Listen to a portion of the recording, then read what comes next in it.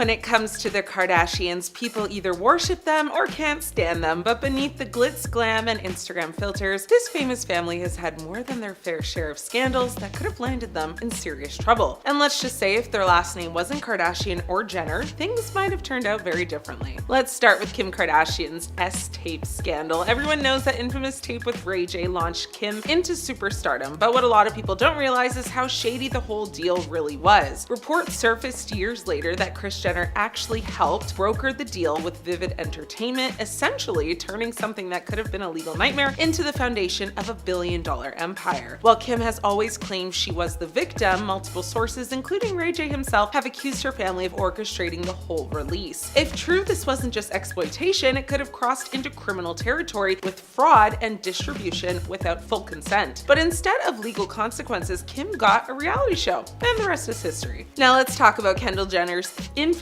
Pepsi ad. Remember when Kendall stopped a protest by handing a police officer a Pepsi? Well, that commercial wasn't just tone deaf, it caused international outrage. But here's where the legal side comes in. The ad used imagery that mirrored the Black Lives Matter movement without consent or credit from activists, sparking accusations of exploitation. While not criminal in the traditional sense, this could have opened the door to lawsuits for misappropriation. Now, let's be real, if this was anyone else's family, Pepsi and Kendall would have been buried in legal hell. Instead, Kendall just pulled the ad and went back to walking the runway. And who could forget Kylie Jenner's billionaire scandal? Forbes famously crowned her the youngest self-made billionaire, only to retract the title and accuse her of forging tax documents and inflating the success of Kylie Cosmetics. We're talking about potential tax fraud here, something that sends regular people straight to jail. Forbes even accused the family of creating a web of lies, but instead of a court date, Kylie just lost the billionaire label and kept her luxury cars, mansions, and brand deals. Imagine faking documents to the IRS and just walking away with your empire intact. That's Kardashian privilege at its finest. Khloe Kardashian also isn't squeaky clean. Back in the early 2000s, she was arrested for a DUI and later violated her probation. Normally, a violation means jail time, but Khloe served only a few hours behind bars before being released due to overcrowding. Yeah, sure, for most people, a DUI violation means months locked up, but for Khloe, it turned into a dramatic episode on Keeping Up with the Kardashians and actually boosted the show's ratings. Her crime became content, and her punishment turned into a punchline. And then there's Kris Jenner, the mastermind herself. She's been accused of covering up scandals and using hush money to protect the family image. From bribing people to keep quiet about the Kim tape to allegations of workplace harassment from her former staff, Kris has danced on the edge of criminal allegations for years. Yet she's never faced serious charges. Instead, she turned the entire family into a business empire worth billions. In any other world, Kris would be the mob boss running an underground empire, but in Hollywood, she's just Momager of the Year. At the end of the day, the Kardashians have built their fortune not just on fashion and reality TV, but on scandals, shady deals, and legal loopholes that would have buried anyone else. They've turned potential crimes into cash, and instead of orange jumpsuits, they're walking red carpets. Kris Jenner pimped out her daughters to build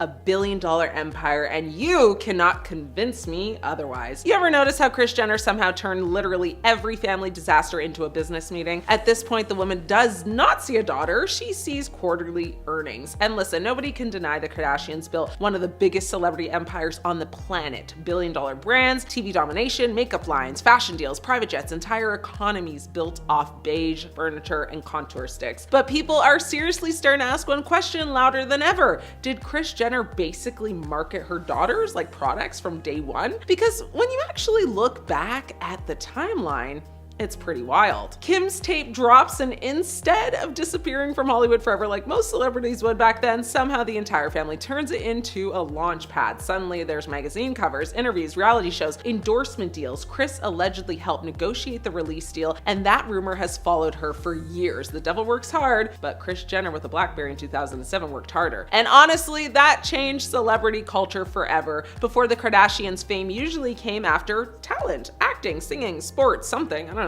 The Kardashians flipped it into your personal life is the product. Your fights are content. Your relationships are content. Your surgeries are content. Your divorces are content. Your trauma. Roll cameras, babe. It's all content. That family monetized literally everything except silence. And you cannot tell me Kris did not strategically build every daughter into a different brand category, like she was assembling the Avengers of influencer capitalism. Kim was the glamorous, sensual symbol. Kourtney was the sarcastic, natural one. Khloe became the relatable, funny sister. Kendall was high fashion and tequila. Kylie was the billionaire beauty mogul before she could legally rent a car. Kris really looked at her children and said, diversification. Even old Keeping Up clips hit different now. There are scenes where Kris openly talks about branding opportunities, image management, publicity. Kendall's modeling career was treated like a corporate rollout. Kylie's transformation from regular Calabasas teenager into full glam Instagram baddie happened at lightning speed, and the internet has been debating for years whether she was pushed way too young into adult fame culture. Because let's be real for a second, Kylie was still a teenager dating grown rappers while getting thrown into beauty campaigns and global attention before she even fully became an adult. The girl went from like braces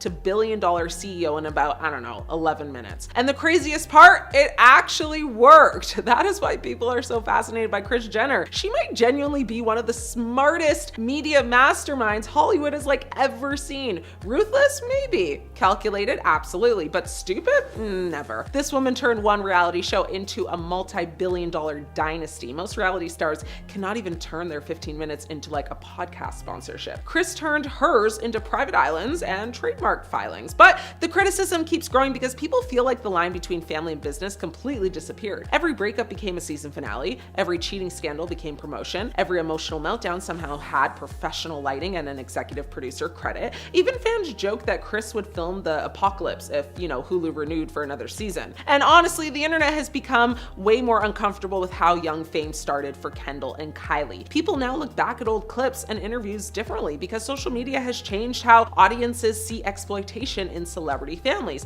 especially momager culture, because Kris did not just manage careers, she built an entire machine where the family itself became the commodity. And whether you respect it or think it is completely insane, you can't deny she changed Hollywood forever. I mean, at this point, Kris Jenner deserves a Harvard business course and at least 3 FBI documentaries. I mean, no one on earth has ever monetized family drama harder than this woman. Nobody, literally. Maybe Joe Jackson, I don't know. The American economy might actually collapse if Kris Jenner ever stops scheduling brand meetings. For years, people have thought that the Kardashians made a deal with the devil to gain their wealth and fame.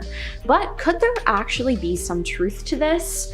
Khloe Kardashian actually addressed this in a recent episode of her podcast. Now, there was a rumor that went around that the Kardashians' great-grandmother on their dad's side of the family went to a witch and made some sort of spell that her family would be famous and rich. This story has been going around for a while, and Khloe finally confirmed it. She said, "I'm not a witch, not that I know of. I can't tell you what my great-grandmother did, but I don't think any of us are witches." Now, you see how she didn't deny the rumor though? This has people thinking that maybe the rumor is true.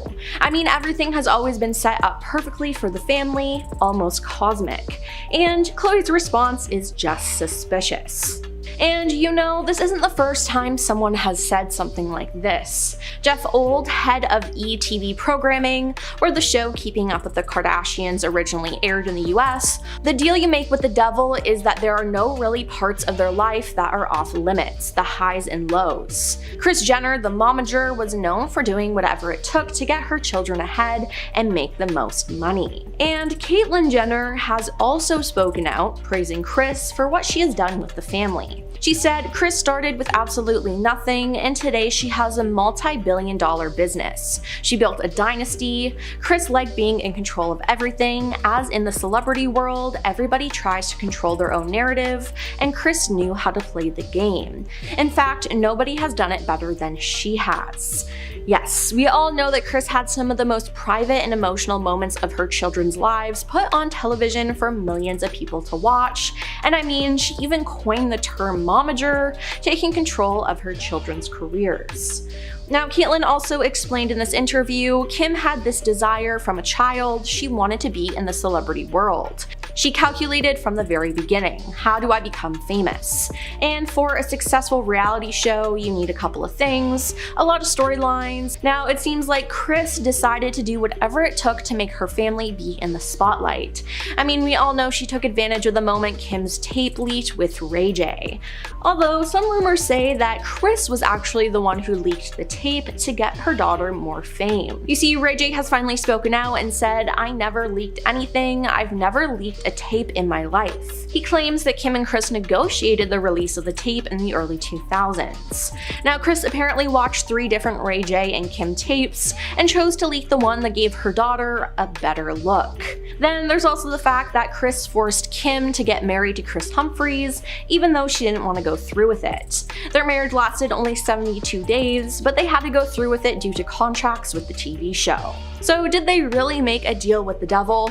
What do you think? Is Khloe Kardashian even a Kardashian? Kris Jenner's secret affair has finally been exposed. All right, buckle up because the Kardashian family tree might have more plot twists than an episode of Keeping Up with the Kardashians on Fast Forward. To start, let's rewind to actually the 80s. Kris Jenner was married to high-profile attorney Robert Kardashian Sr., the man who later became infamous for defending O.J. Simpson. Now picture it, if you will, Beverly Hills, big hair, shoulder pads, and Kris Jenner living her best life as a socialite. But according to her own memoir, she wasn't exactly living the faithful life. Kris admitted to having an affair while married to Robert. She even said it was one of the biggest mistakes of her life. But she never said with who. That one little mystery cracked open Pandora's box of Kardashian conspiracies. Fans started comparing Khloe's looks to her siblings, pointing out that she didn't even share the same features as Kim, Kourtney, or Rob. While they leaned into those classic Armenian traits, Khloe was taller, lighter, and let's be honest, looked like she belonged to a different genetic family entirely. So cue the internet theories. The first name to get dragged into the rumor mill, well, of course, O.J. Simpson, because again, of course, Robert Kardashian was one of O.J.'s closest friends and part of his legal dream team during the infamous, Schmurder trial. Now, naturally, the tabloids connected the dots that maybe didn't exist and claimed Kris had an affair with O.J. and that Khloe was his secret love child. Kris called those rumors tasteless and disgusting, and O.J. publicly denied it, of course, saying he never had anything romantic with her and that the idea was just ridiculous. But that didn't stop anyone from talking. Then came Alex Roldan theory. Now, Kris Jenner's longtime hairdresser. Alex worked with her for years, was around during her marriage to Robert, and according to some fans, looks suspiciously similar to Khloe. We're talking same jawline, same eyes, same nose. I mean, the old one that she had. And the resemblance is uncanny, though, and it's enough that Reddit detectives had a field day. I mean, some people even joke that the R in Khloe's middle name could stand for, Roldan. I mean, savage, I know. Let's not forget, Kris has never publicly shut down that specific rumor. Sure, she's denied OJ, but when it comes to Alex, radio silence. I mean, almost like she's letting the mystery marinate. And honestly, Kris Jenner is the type of mastermind who could turn a family scandal into a ratings boost. Would it really surprise anyone if she left that rumor alive just to keep the Kardashians trending for another 20 years? I mean, this woman turned a leaked S-tape into $1 billion empire. Even Khloe herself has played into the confusion. I mean, on an early episode of Keeping Up with the Kardashians, Kris tried to convince her to take a DNA test to put the rumors to rest. Khloe refused, saying she didn't need to prove who her father was, which fair, but also girl, like, the internet doesn't rest. Just take the test. Every time someone digs up an old photo of Alex, the conspiracy theories come crawling back. And the craziest part, there's never been a definitive answer. No DNA test, no official statement, nothing but whispers, side eyes, and a whole lot of Kardashian chaos. And the longer it goes unresolved, the juicier it gets. I mean, at this point, the who's Khloe's real dad saga is basically pop culture folklore. Whether it's OJ, Alex, or Robert himself, one thing's for sure, Kris Jenner knows exactly how to keep us watching. I mean, she's the puppet master of modern celebrity, pulling the strings while everyone else argues over paternity tests and hairdresser headshots. So is Khloe Kardashian a true Kardashian? Technically, maybe, I don't know. Spiritually, absolutely, because if there's one thing that defines a Kardashian, it's the ability to turn drama into gold, and Khloe does that better than anyone. I mean, if Kris ever decides to spill the full truth about that affair, she'll probably save it for the season finale of The Kardashians, streaming exclusively on Hulu with a tequila in one hand and a smirk that says you'll never really know. Is Kim Kardashian responsible for ruining a man's life? I've got some hot tea. Pull your teacups out. Kim Kardashian has done a lot of things, broken the internet, broken the Met Gala, broken out into law school, but this time she broke something way more important, an innocent man's entire life. It all started when Kim decided to jump into a full-blown justice crusade to help save a Texas death row inmate named Ivan Cantu. Very noble, very on brand, very I'm the Elle Woods of Calabasas. And 2 days before his execution day, she posted a very dramatic call to action to her millions of followers, except she accidentally posted a photo of the wrong Ivan Cantu. Not the man on D row, not the man in prison,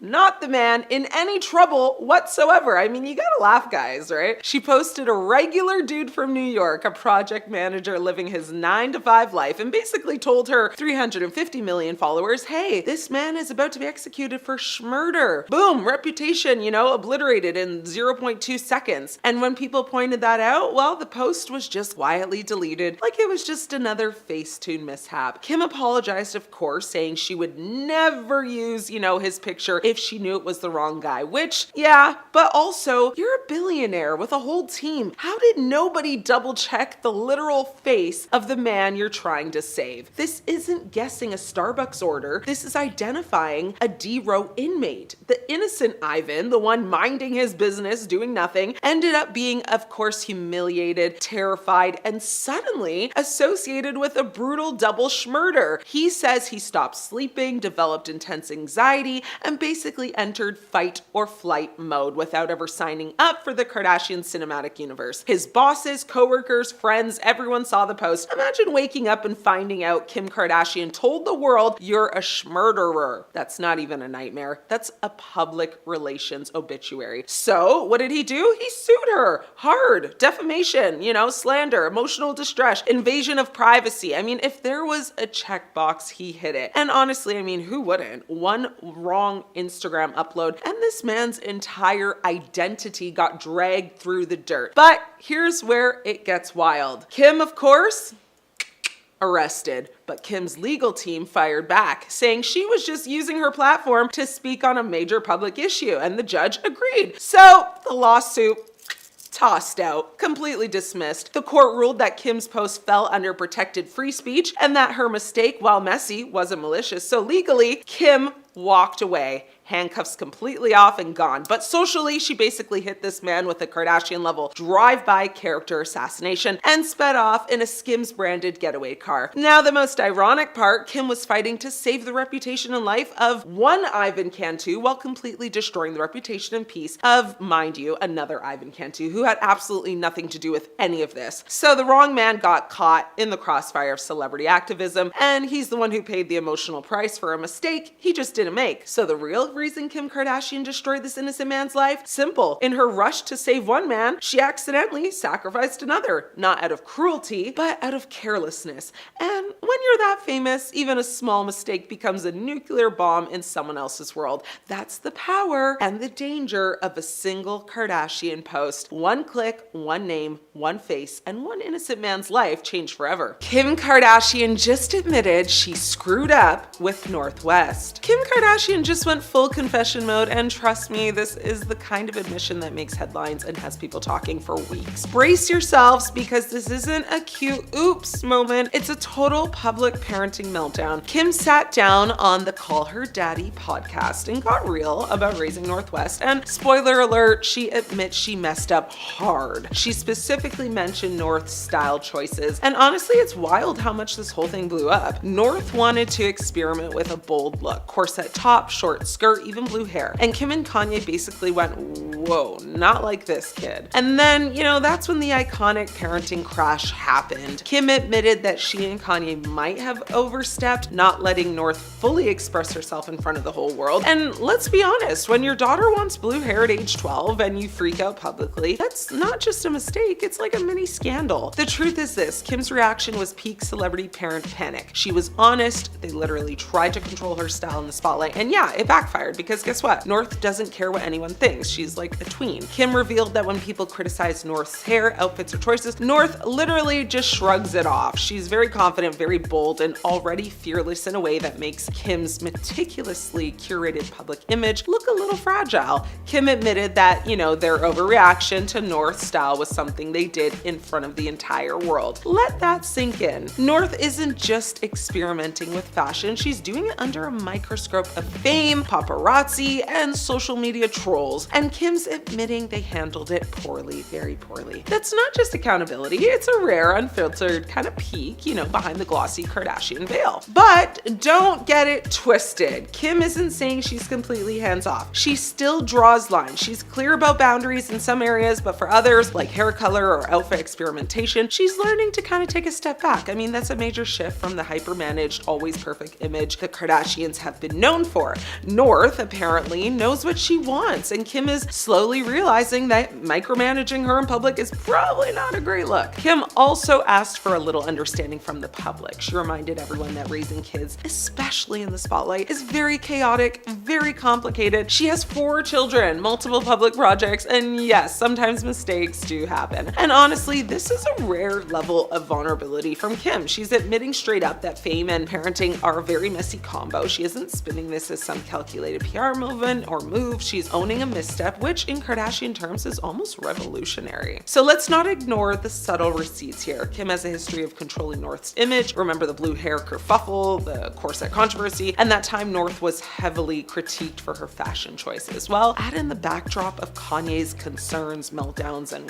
whatever else about North growing up too fast in the public eye, and suddenly this admission is more than a parenting confession. It's a reflection of a family navigating fame, control, and identity, all under public scrutiny. Northwest is growing up fast, and Kim's slowly learning she can't micromanage every moment without creating public drama. The best part? North doesn't need permission to shine. She's very confident, bold, and unapologetically herself. Traits Kim is publicly admitting, they tried to suppress in the past. I mean, there's a line in this whole saga when you realize North is already more fearless than the adults trying to control her. That's not shade, it's a fact. Kim isn't perfect, she's human, she's learning. North is fierce, independent, and confident, maybe more so than her mother. And that's both hilarious and terrifying if you're Kim. But the real lesson here, fame doesn't make parenting easier, it just makes your mistakes public and viral. And for those of us watching from the sidelines, this is the most satisfying kind of celebrity confession. Raw, unfiltered, and undeniably entertaining. In the end, Kim owned her screw up. North is thriving anyway. She said herself she simply does not give a F what people think and if they don't like her fashion choices. So yeah, the world watched a style clash turn into a parenting revelation, and honestly, the internet is here for it. North will keep experimenting, Kim will keep learning, and the drama, well, that's guaranteed to continue. Are Kris Jenner and Corey Gamble headed for Splitsville? Maybe. And is he planning to blackmail the Kardashians? Also a maybe. Well, let's dig into it. All right, buckle up, because we've got a Kris Jenner and Corey Gamble showdown that's giving Keeping Up with the Kardashians real life drama vibes, but this time it's kind of less reality TV and more like reality threat. Word on the street is that Kris and her longtime boyfriend Corey are teetering on the edge of a breakup, but here's where it gets a little juicy. Apparently, the split isn't happening clean. Corey isn't just walking away, he's allegedly demanding some serious compensation for the hell he says he's endured over the years. And if Kris doesn't pay up, well, he might just spill some family secrets. Yeah, we're talking blackmail level drama. Every source says the relationship has been hanging on literally by a thread for a while now. Picture it, I mean, every event, every night out ends with tension. It's practically routine at this point. And we're not talking about behind closed doors drama that is happening in public in front of Hollywood royalty. I mean, at Jeff Bezos' wedding in Venice last month, things apparently got really heated between them, but that was just a warm-up act. I mean, fast forward to Beyonce's Cowboy Carter concert in Vegas on July 26th, and Kris and Corey were back at it again. I mean, they had a blow-up in the VIP section. Kris stormed off and Corey was left visibly agitated. And who had to step in? Well, none other than Khloe Kardashian, trying to calm Corey down before things spiraled even further. One insider even said Kris has this habit of kind of ridiculing Corey in public, making him the punchline of all her jokes. And he's finally just had enough, which is fair. I mean, he doesn't want to be her doormat anymore, and now everyone's getting a front row seat to the tension. But here's the kicker. Corey isn't just hurt, he wants his payday. I mean, he's been in Kris's life for nearly a decade, and according to him, he's played every role you can possibly imagine. Protector, business partner, assistant, confidant, lover, the glue that's kept the family together during some of their wildest storms. And now he's basically saying, well, where's my cut? Let's not forget, before Corey entered Kris's world, he had his own career. I mean, he was a respected talent manager with connections in the music industry, and he put all of that on pause to step into the whole Kardashian-Jenner circus. From his perspective, he gave up a promising career, endured public shade, and sacrificed his own path to support Kris. Now with the relationship unraveling, he feels he deserves to be made whole. What are we actually watching here? Well, is this just a messy breakup, a business negotiation disguised as a relationship, or a power play where secrets become bargaining chips? Honestly, it feels like all of the above to me, and this is where it gets scary for Kris. this, because if Kouri really does spill the tea, we're talking Kardashian secrets that could rattle the entire empire. This isn't just about Kris losing her boyfriend, it's about potentially losing control of her family's carefully crafted narrative. So get your popcorn, because this isn't ending quietly. I mean, Kouri's demands, Kris's empire, and the looming threat of exposed secrets, this saga could reshape the Kardashian dynasty. Something is seriously wrong with Kanye West, and the Kardashians are to blame. Let's just say the quiet part out loud. Something is seriously wrong with Kanye West, and no, this didn't just fall out of the sky one day. You know, this wasn't a random switch flipping. This was a very slow public unraveling that played out in front of millions, with cameras rolling, contracts signed, and a family that absolutely knew better. Because here's the thing everyone keeps pretending not to notice. Kanye didn't spiral alone. He spiraled inside one of the most powerful, image-obsessed, fame-fueled families on the planet. And somehow we're all supposed to act shocked by the result. Kanye West has always been eccentric. That's not new. Creative, outspoken, intense. That was part of the package. But there's a massive difference between creative genius and clearly unwell men, you know, being kind of paraded as entertainment. And the Kardashians blurred that line so hard it basically disappeared. From the very beginning, Kanye's struggles were they weren't private, they were content. His breakdowns weren't treated like warning signs, they were treated like storylines. Confessions became clips, manic episodes became memes, emotional chaos became a season arc, and instead of stepping in, slowing down, or removing the spotlight, the machine did what it always does. It monetized. And let's be very clear here, the family knows exactly how media works, they know how narratives are shaped, they know how public perception is managed, they know when to hide things and when to showcase them. So when Kanye was unraveling on Twitter at 3 a.m. when he was saying things that clearly showed, you know, paranoia, delusion, and distress, this wasn't ignorance, this was negligence wrapped in brand strategy. Kim Kardashian didn't just marry Kanye, she married his mind, and then, you know, invited the world inside of it. And yes, Kanye is responsible for his own actions, I get that, that matters, but pretending the Kardashians were innocent bystanders while benefiting from the chaos, please, that's rewriting history. They normalized his instability because it made him unpredictable, and unpredictable equals headlines. Every outburst pushed the brand further into the cultural conversation. Every controversy fueled ratings, every breakdown made people click, and when things get too uncomfortable, well, that's when the narrative flipped. Suddenly, Kanye wasn't the misunderstood artist anymore, he was the problem, the liability, the embarrassment. Notice how fast the sympathy disappeared once he stopped being useful? Once Kanye stopped playing the role, once he became uncontrollable instead of marketable, that's when the distancing started. That's when he was, you know, tried, you know, language came out, and that's when responsibility quietly vanished. But, you know, mental health doesn't work like a PR crisis. You don't get to profit from someone's instability and then wash your hands of it when it gets messy. And here's the uncomfortable truth nobody wants to talk about or sit with. Kanye's current state didn't happen after the Kardashians. It was intensified within that environment. A world of constant cameras, zero boundaries, absolute, you know, validation, no grounding, no stillness, no accountability, just exposure, praise, pressure, and performance on repeat. That environment is toxic for a healthy person. So for someone already struggling, it's gasoline on fire. Now fast forward to today, Kanye's isolated, erratic, extreme, saying things that damage not only himself, but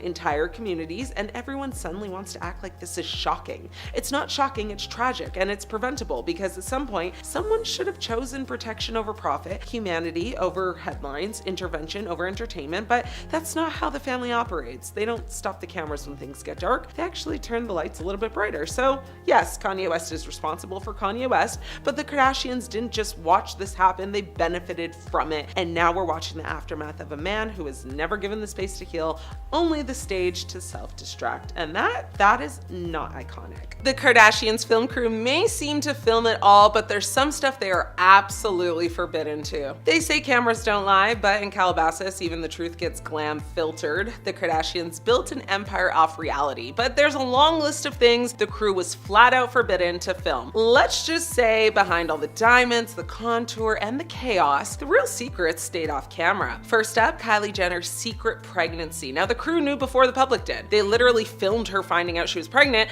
and still had to pretend like nothing happened. Imagine being at work filming a global bombshell, you know, and being told, shh, act normal, you know, that's some next level NDA energy. Then there's Kim, the unofficial director of everyone's drama. The crew says Kim used to tip the mom off about where the good chaos was happening, like go to Kourtney's house, there's something going down there. Basically, she wasn't just starring in the show, she was producing the storylines. Kris Jenner walked, basically, so Kim Kardashian could executive produce. Now, Khloe's love life is another one though, and I mean, this was a different story. When she married Lamar Odom, she apparently didn't even want all of that filmed. But reality TV doesn't stop for feelings, right? I mean, that's the dark side of fame, living through real heartbreak with a full lighting setup and, boom mic inches from your face. And let's not forget the ugly angle rule. Now, Kim has admitted she'll straight up ask producers to delete any footage where she doesn't think she looks good. So yeah, reality TV, but make it filtered, face-tuned, and editor approved. Every argument, every cry, every breakdown trimmed down until it's still, emotional, but never messy. Now, speaking of privacy, the crew once knew about Khloe's pregnancy also before even her own family. That's how deep these camera operators were in the Kardashian circle. I mean, these people were basically part of the family, just unpaid in fame and filtered out of every group photo. And Kendall, well, she's the one Kardashian who keeps her love life off limits completely. She made a rule that no relationship makes it on camera unless it's lasted at least a year. Translation, well, if it's not long term, it's not TV material. When things get too personal, like, breakdown in the bathroom personal, they don't bring in the full crew. They actually allegedly use one camera person with an iPhone. Literally, one person, one phone, catching, these raw moments that still feel cinematic. It's the Kardashian version of kind of authenticity. It's still aesthetic, but still perfectly lit as well. And those massive mansions you always see them pulling up to, well, sometimes not even their house. It's not even their real homes. Yep. A lot of those exterior shots are decoy homes because if you're the most famous family in America, you just can't have fans showing up to your front gate at like 3 a.m. to reenact Keeping Up, right? The Kardashians didn't just redefine celebrity, they redefined,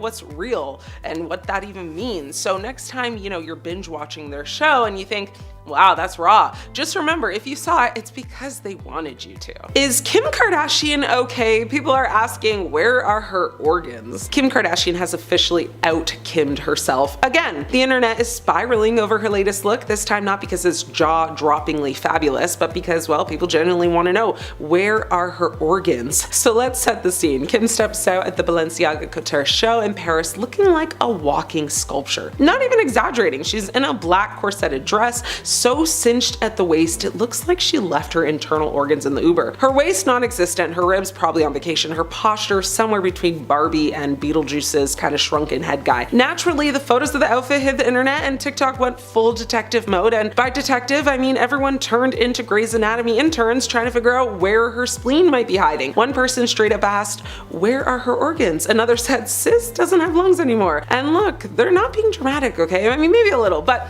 the dress truly looks like it defies basic biology. Some users even started referencing, vintage Kim, like remember 2008 Kim, Calabasas Kim, back when her waist actually had room for a pancreas and a functioning large intestine. I mean, fans are comparing that to now and wondering how we got from there to this alien-waisted Balenciaga bot version. And it's bad when people start genuinely getting worried. I mean, one comment read, this is terrifying, it's gone too far. Another person said, this should be illegal. I mean, the concern isn't just about aesthetics anymore, it's about the pressure these extreme looks place on people watching, especially young girls. When the most famous woman in the world is walking around looking like her ribcage got vacuum sealed, I mean, people are going to question their own bodies now. And that's not a flex, it's a problem. Now let's talk about the designer of the day. Balenciaga, the same brand that once made $1,800 platform Crocs and sent models down the runway looking like glitchy Sims. Their vibe has always been fashion, but make it confusing. And Kim, I mean, she's their muse, but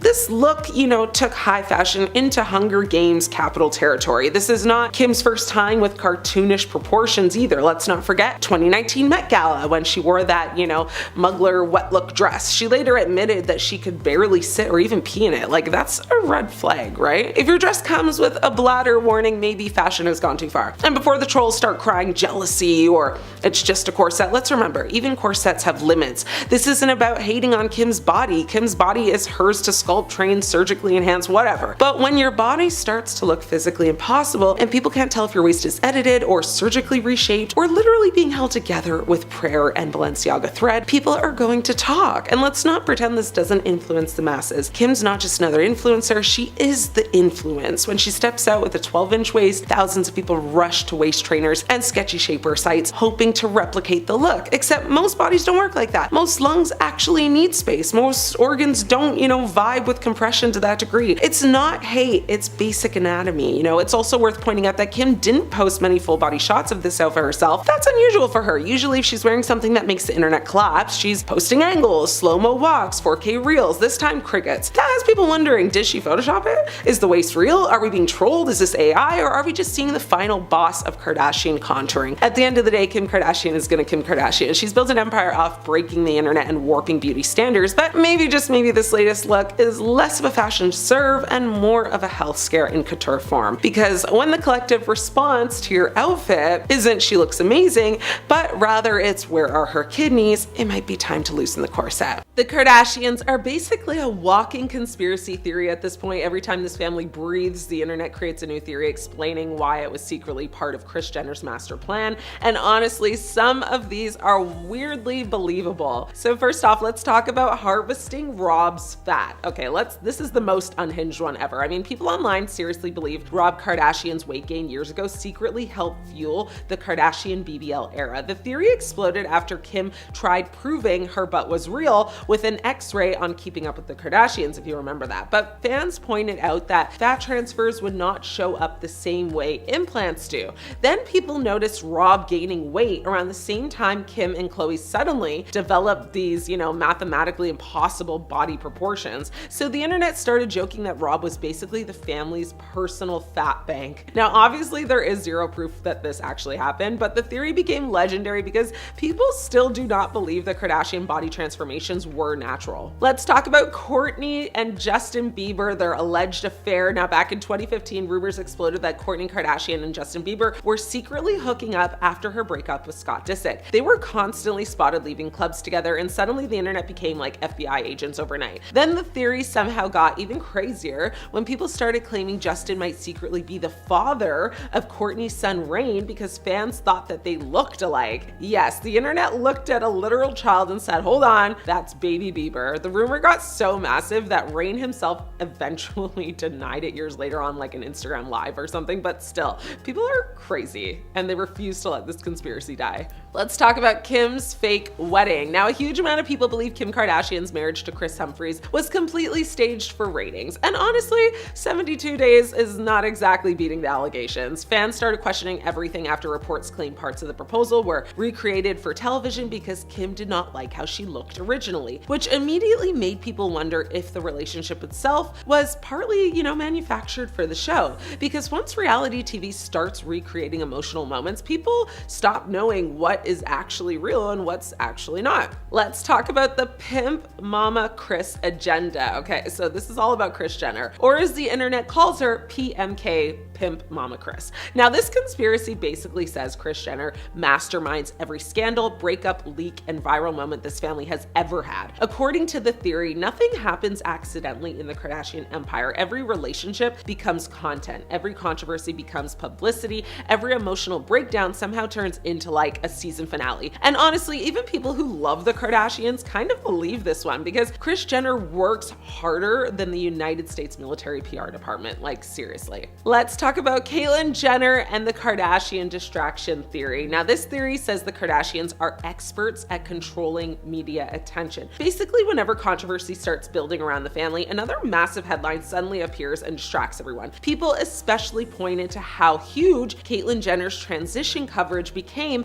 and how completely it dominated entertainment news for months. The conspiracy claims the Kardashians have mastered celebrity distraction tactics better than anyone in Hollywood. And I mean, honestly, considering this family somehow trends every single day of the year, maybe they have been right with this one, who knows? And finally, let's talk about the Kanye business deal theory. This is one of the biggest theories online. It's that Kim and Kanye were not just a relationship, they were a strategic power move. People noticed Kim's image completely transformed during their marriage. Suddenly, she went from reality TV glamour to like high fashion runway queen almost overnight. At the same time, Kanye gained even more mainstream celebrity influence while Kim entered elite fashion circles. Now, obviously, they had a real relationship. I mean, they had like a ton of kids together, but fans still believe their marriage also functioned like one giant billion-dollar branding partnership, because nobody monetizes fame better than the Kardashians and Kanye at this point. I mean, at this point, the Kardashians are not even a family anymore. They're basically a full-time conspiracy theory with like Contour, a Hulu contract. You know, it's a mess. Every man who gets romantically involved with Kim Kardashian eventually ends up broken, humiliated, or publicly dragged through chaos. Chris Humphries. Chris Humphries thought he had it all: an NBA career, fame, and then marriage to Kim Kardashian, but his story turned into one of the most humiliating pop culture disasters of the decade. Their marriage lasted a record-breaking 72 days before collapsing into tabloid chaos. Humphries went from being a solid basketball player to a national punchline, booed by fans in arenas across the country. He later admitted he felt like his entire career had been overshadowed by that marriage, and he never regained his footing in the NBA. One wedding with Kim, and his legacy was destroyed. Kanye West. Now, Kanye West might be the most tragic example. When Kim and Kanye got together, he was a cultural god, one of the most influential artists alive, but during their marriage, the controversy started spiraling. Bizarre Twitter rants, public feuds, his run for presidency, and explosive interviews that tanked his reputation and career. By the time Kim filed for divorce, Kanye wasn't the icon he once was. He was viewed as unstable, erratic, and controversial to the point of cancellation. Some fans argue Kim drained the very life out of his image, leaving him a shell of who he once was. Pete Davidson. Now, Pete Davidson's fling with Kim seemed like harmless fun until it wasn't. Almost overnight, Pete was caught in a brutal feud with Kanye, who made music videos about burying him alive and trolled him relentlessly on social media. Pete, who has been open about his struggles with mental health, reportedly ended up in trauma therapy after all of this. Now, his image shifted from the funny SNL comedian to Kim's rebound guy who got burned alive in Kanye's circus. Pete may have survived, but his career momentum hasn't, and it really hasn't been the same since. Ray J. Now, Ray J is the man who started it all. His relationship with Kim birthed the infamous tape, we know, that launched her entire empire. But while Kim turned the scandal into a billion-dollar brand, Ray J was left typecast as the guy from the tape.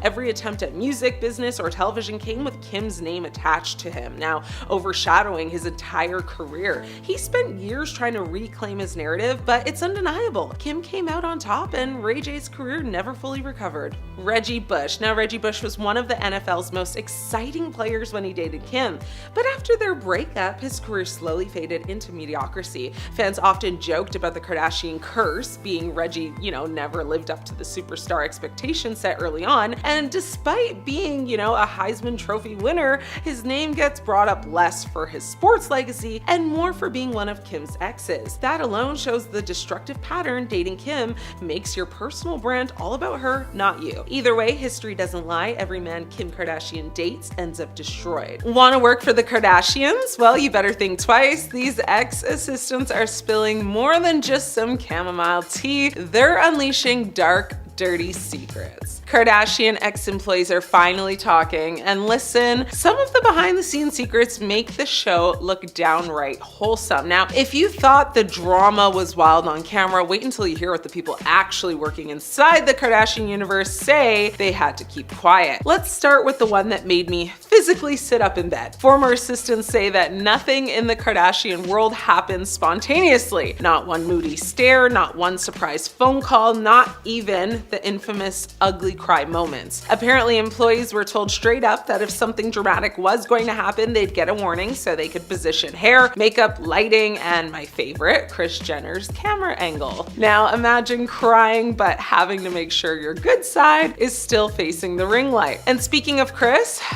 Kris. Multiple ex-staff members claim Kris Jenner's work ethic is basically code for be available at all times or prepare to be replaced. We're talking 2 a.m. texts, rescheduled casual days off and last-second emergencies that weren't actually emergencies, and being told to just kind of figure it out with the same enthusiasm Kris uses while negotiating multi-million-dollar brand deals. One assistant said working for Kris was like working for a CEO, a publicist, a mom, a manager, and a CIA handler all at once. But Kim's world had its own level of controlled chaos. One former stylist claimed they had to sign NDAs so strict they weren't even allowed to tell their partner who they worked for. And in May 2021, Kim Kardashian was sued by a group of former maintenance workers who alleged she failed to pay overtime, withheld wages, and denied legally mandated meal and rest breaks. A representative for Kardashian stated the workers were hired through a third-party vendor and she was not responsible for the vendor's agreements with its staff. Now let's talk about the clean eating era. Ex-chefs and kitchen staff have spilled that the family's ultra-curated fridge setups are exactly that, curated, meaning yes, the lifestyle,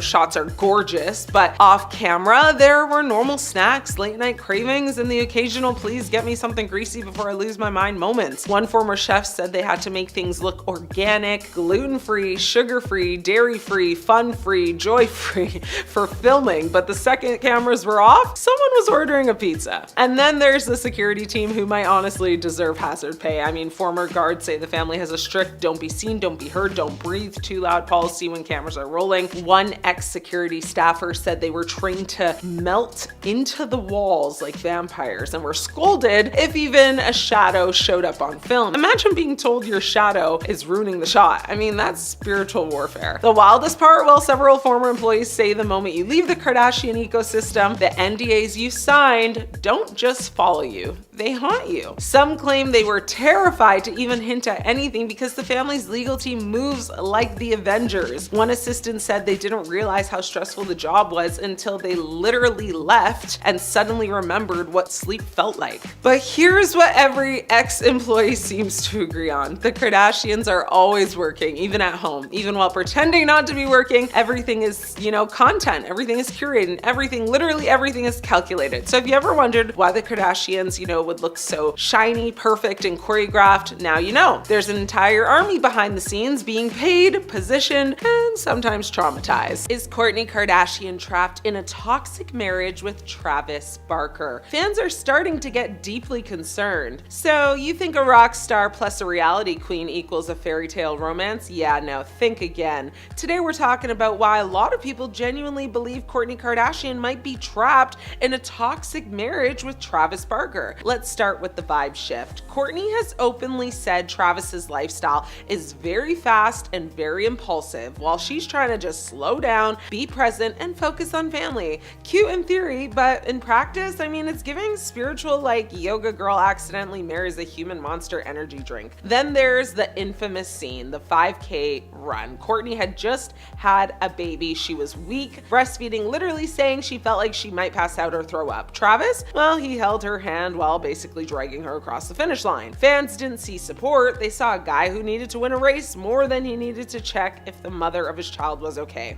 And if you think that's the only red flag floating around, please. People online have been calling out this pattern for years. The very clingy PDA, the constant need to be stuck to her like a human backpack, the rock love aesthetic pushed to the extreme. What some fans once called passionate is now looking a little more like I can't breathe. Then there are the cheating rumors. No solid proof, nothing's confirmed, but definitely loud enough to make the internet spiral. The claims always follow the same pattern. Travis was seen with a much younger woman. Travis was acting sketchy. Kourtney looked miserable, as always. Again, nothing concrete, but the smoke around this relationship could trigger a fire alarm, honestly. And don't even get people started on the isolation theories. I mean, there are fans who swear he's pulling her away from her family. They point to her distance from the Kardashians, her sudden shift into his lifestyle, his routines, his pace. Some people think the dynamic went from romantic to controlling real fast. Now, to be fair, Travis has said Kourtney saved him, that she made him feel alive again, that she's the calm to his chaos. But depending on how you look at it, I mean, that can either be really sweet or the preface to an emotional chokehold, because here is the truth. When one person sets the pace, makes the decisions, and controls the energy, it stops being an equal partnership it becomes something really unbalanced, something that looks a lot like a trap, wearing matching leather jackets.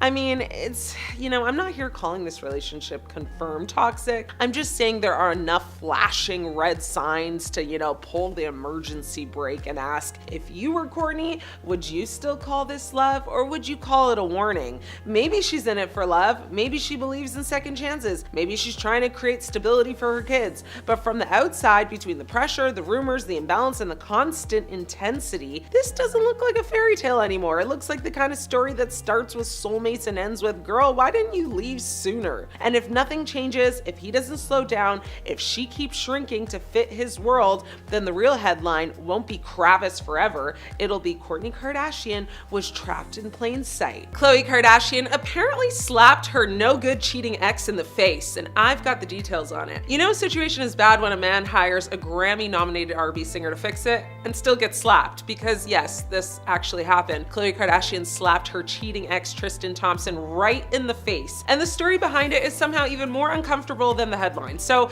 picture this: Tristan, a man with more cheating scandals than playoff losses, decides he's going to win Khloe back with a grand romantic gesture. Not therapy, not accountability, not consistency. No, he brings in Giveon to serenade her like they're in a music video. Except Khloe did not sign up for Love and Basketball the musical. This wasn't Valentine's Day. It wasn't a proposal. It wasn't even a hey, can we talk moment. Khloe was already irritated with him. And suddenly this man is trying to slide next to her while Giveon is singing his soul out in the background. The audacity was astronomical. And Khloe, well, she snapped. She straight up slapped Tristan Thompson in the face, apparently. Not a dramatic, wind up slap. More like a, don't you dare touch me reflex that, has been loading for years. Years of public embarrassment, years of cheating scandals, years of her looking like the most patient woman alive while he repeatedly fumbled the easiest bag in history. And that's no shade to her. Meanwhile, Giveon just, keeps singing. Imagine being paid to perform and watching a Kardashian relationship implode in real time. But you still, have to hit your notes. So yeah, honestly, professionalism at its best. Khloe immediately grabbed her daughter, True, created a physical barrier between herself and Tristan, and removed herself from the situation, because nothing kills a vibe faster than your ex thinking a live soundtrack will erase his past behavior, right? I mean, this moment wasn't funny because it was violent, but it was funny because it was real. This wasn't staged. This wasn't PR. This was a woman who had reached her limit after being disrespected on a global scale. Let's not forget who we're talking about here. Khloe Kardashian has been dragged through cheating headlines more times than anyone deserves or been through. Tristan didn't just mess up once, he made a lifestyle choice out of disappointing her. So when he thought a serenade would magically undo years of chaos, that slap was basically like muscle memory. And honestly, the most savage part isn't even the slap, it's that Khloe told the story herself, very calmly, casually, yeah, that happened, because she's so past pretending things were ever normal. Tristan probably thought he was doing something romantic. He probably thought he was doing his big one. Khloe saw it for what it was, a performative gesture instead of real change,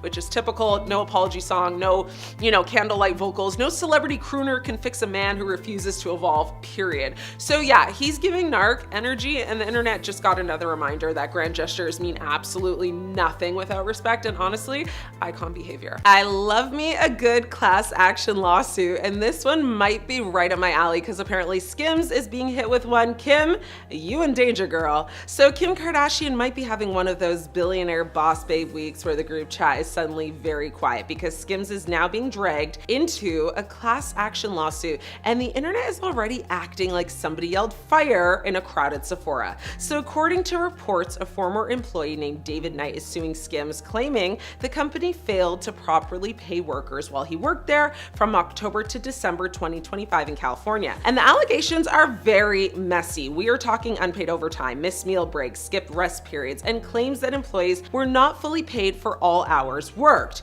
He is also trying to turn this into a full class action lawsuit, which basically means he believes other workers there experience the exact same thing too. Now, before the Kardashians send Kris Jenner into full crisis management mode with, 6 burner phones and a smoothie in hand, let me be very clear here. These are allegations right now. Nothing has been proven in court. You're innocent until proven guilty. We know this. And Kim Kardashian herself is not personally named as a defendant in the lawsuit. But you already know the internet does not care about legal technicalities. The second people saw the words class action lawsuit and Skims in the same sentence, everybody suddenly became a labor law expert overnight. And honestly, the timing could not be worse because Skims has been on a nonstop winning streak for years. Like, celebrities wear it, influencers worship it, half the internet acts like putting on a Skims bodysuit will personally fix their taxes and heal childhood trauma. I mean, the brand became so massive that people started treating it less like shapewear and more like a personality trait. Like, who are you if you don't own a pair of Skims, right? But now people online are side-eyeing the whole thing because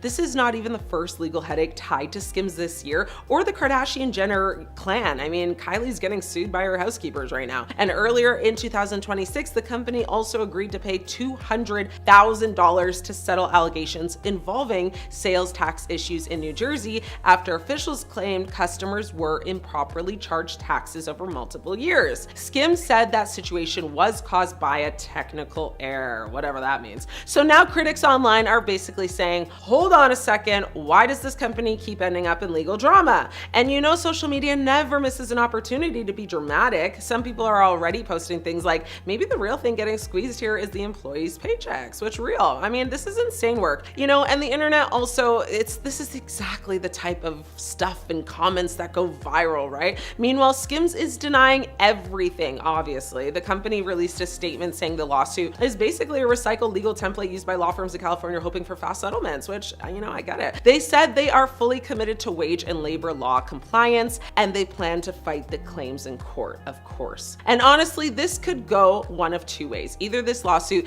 completely fizzles out like Miss Frizzle and Skims moves on like nothing happened while Kim posts another, you know, perfectly beige Instagram photo pretending stress does not exist for her, or this thing somehow snowballs into a much bigger PR nightmare if more employees start coming forward. Because here's the thing, consumers today are way more aware of how companies treat workers behind the scenes, right? People are not just buying products anymore. They're buying into brands and images and lifestyles. So when a company, you know, built on empowerment, confidence, and body positivity gets hit with labor allegations, people are gonna notice, and fast. Also, can we talk about how exhausting it must be to be rich and famous in 2026? I know, first world problems, whatever, but one minute you're selling shapewear, the next minute you are allegedly fighting overtime claims while TikTok detectives make 15-part conspiracy series with, you know, very dramatic music and zoom-ins on your face. Either way, this story is definitely not disappearing anytime soon, and you already know if this lawsuit gets bigger, the internet is going to feast on it like it is an all-you-can-eat Kardashian buffet. So yeah, Skims might still be shaping waste, but right now, this lawsuit is shaping up to be a major, massive headache. Kim Kardashian has just exposed her mother's biggest lie yet. Kim Kardashian just exposed Kris Jenner's biggest lie right on camera, and honestly, it might be one of the funniest, but also most telling stories we've ever heard about the Kardashian empire. Leave it to Kim to spill tea about her own mother on national television in front of millions of people. This wasn't some dramatic fight, no screaming match, just Kim casually letting everyone know how far Kris Jenner will go to get what she wants. And it all started with what Kim thought was a professional opportunity. Spoiler alert, it wasn't. So here's what happened. Years ago, way before Keeping Up with the Kardashians was even a thing, Kris Jenner convinced Kim that she had set her up for a job interview. Kim shows up thinking she's about to pitch her skills, maybe land a new gig, maybe finally get something outside of the family hustle. She even brought a resume with her. Imagine Kim Kardashian sitting there with an actual resume in hand, prepared to talk about her career goals. The only problem, Kris never booked her a job interview. She booked her daughter a blind date. Yep, Kris told Kim one thing and told the guy something completely different. To him, it was a date. To Kim, it was supposed to be work. So Kim shows up, looks around, within the first 5 minutes realizes she's not talking about her qualifications or her career at all. She's sitting across from a man who thinks this is a romantic setup. Kim said she literally put her resume away and just tried to play it cool, but she knew immediately she had been tricked by her own mother. Now, the best part is that there was zero chemistry. Kim admitted the date went absolutely nowhere. It was awkward, uncomfortable, and she left thinking, wow, my mom just completely lied to me. She even joked that the guy probably didn't realize until years later what had actually gone down, that Kris Jenner was running a con from both sides. On one hand, she tells her daughter she's going to a professional meeting, and on the other hand, she tells a random guy he's about to meet Kim Kardashian on a date. It's classic Kris, but it also says a lot about the way she operates, because here's the thing, this wasn't just a silly little setup gone wrong, this was Kris Jenner showing the world exactly how she thinks. She was already pulling strings, already shaping stories, already bending reality to make things happen before cameras ever rolled, before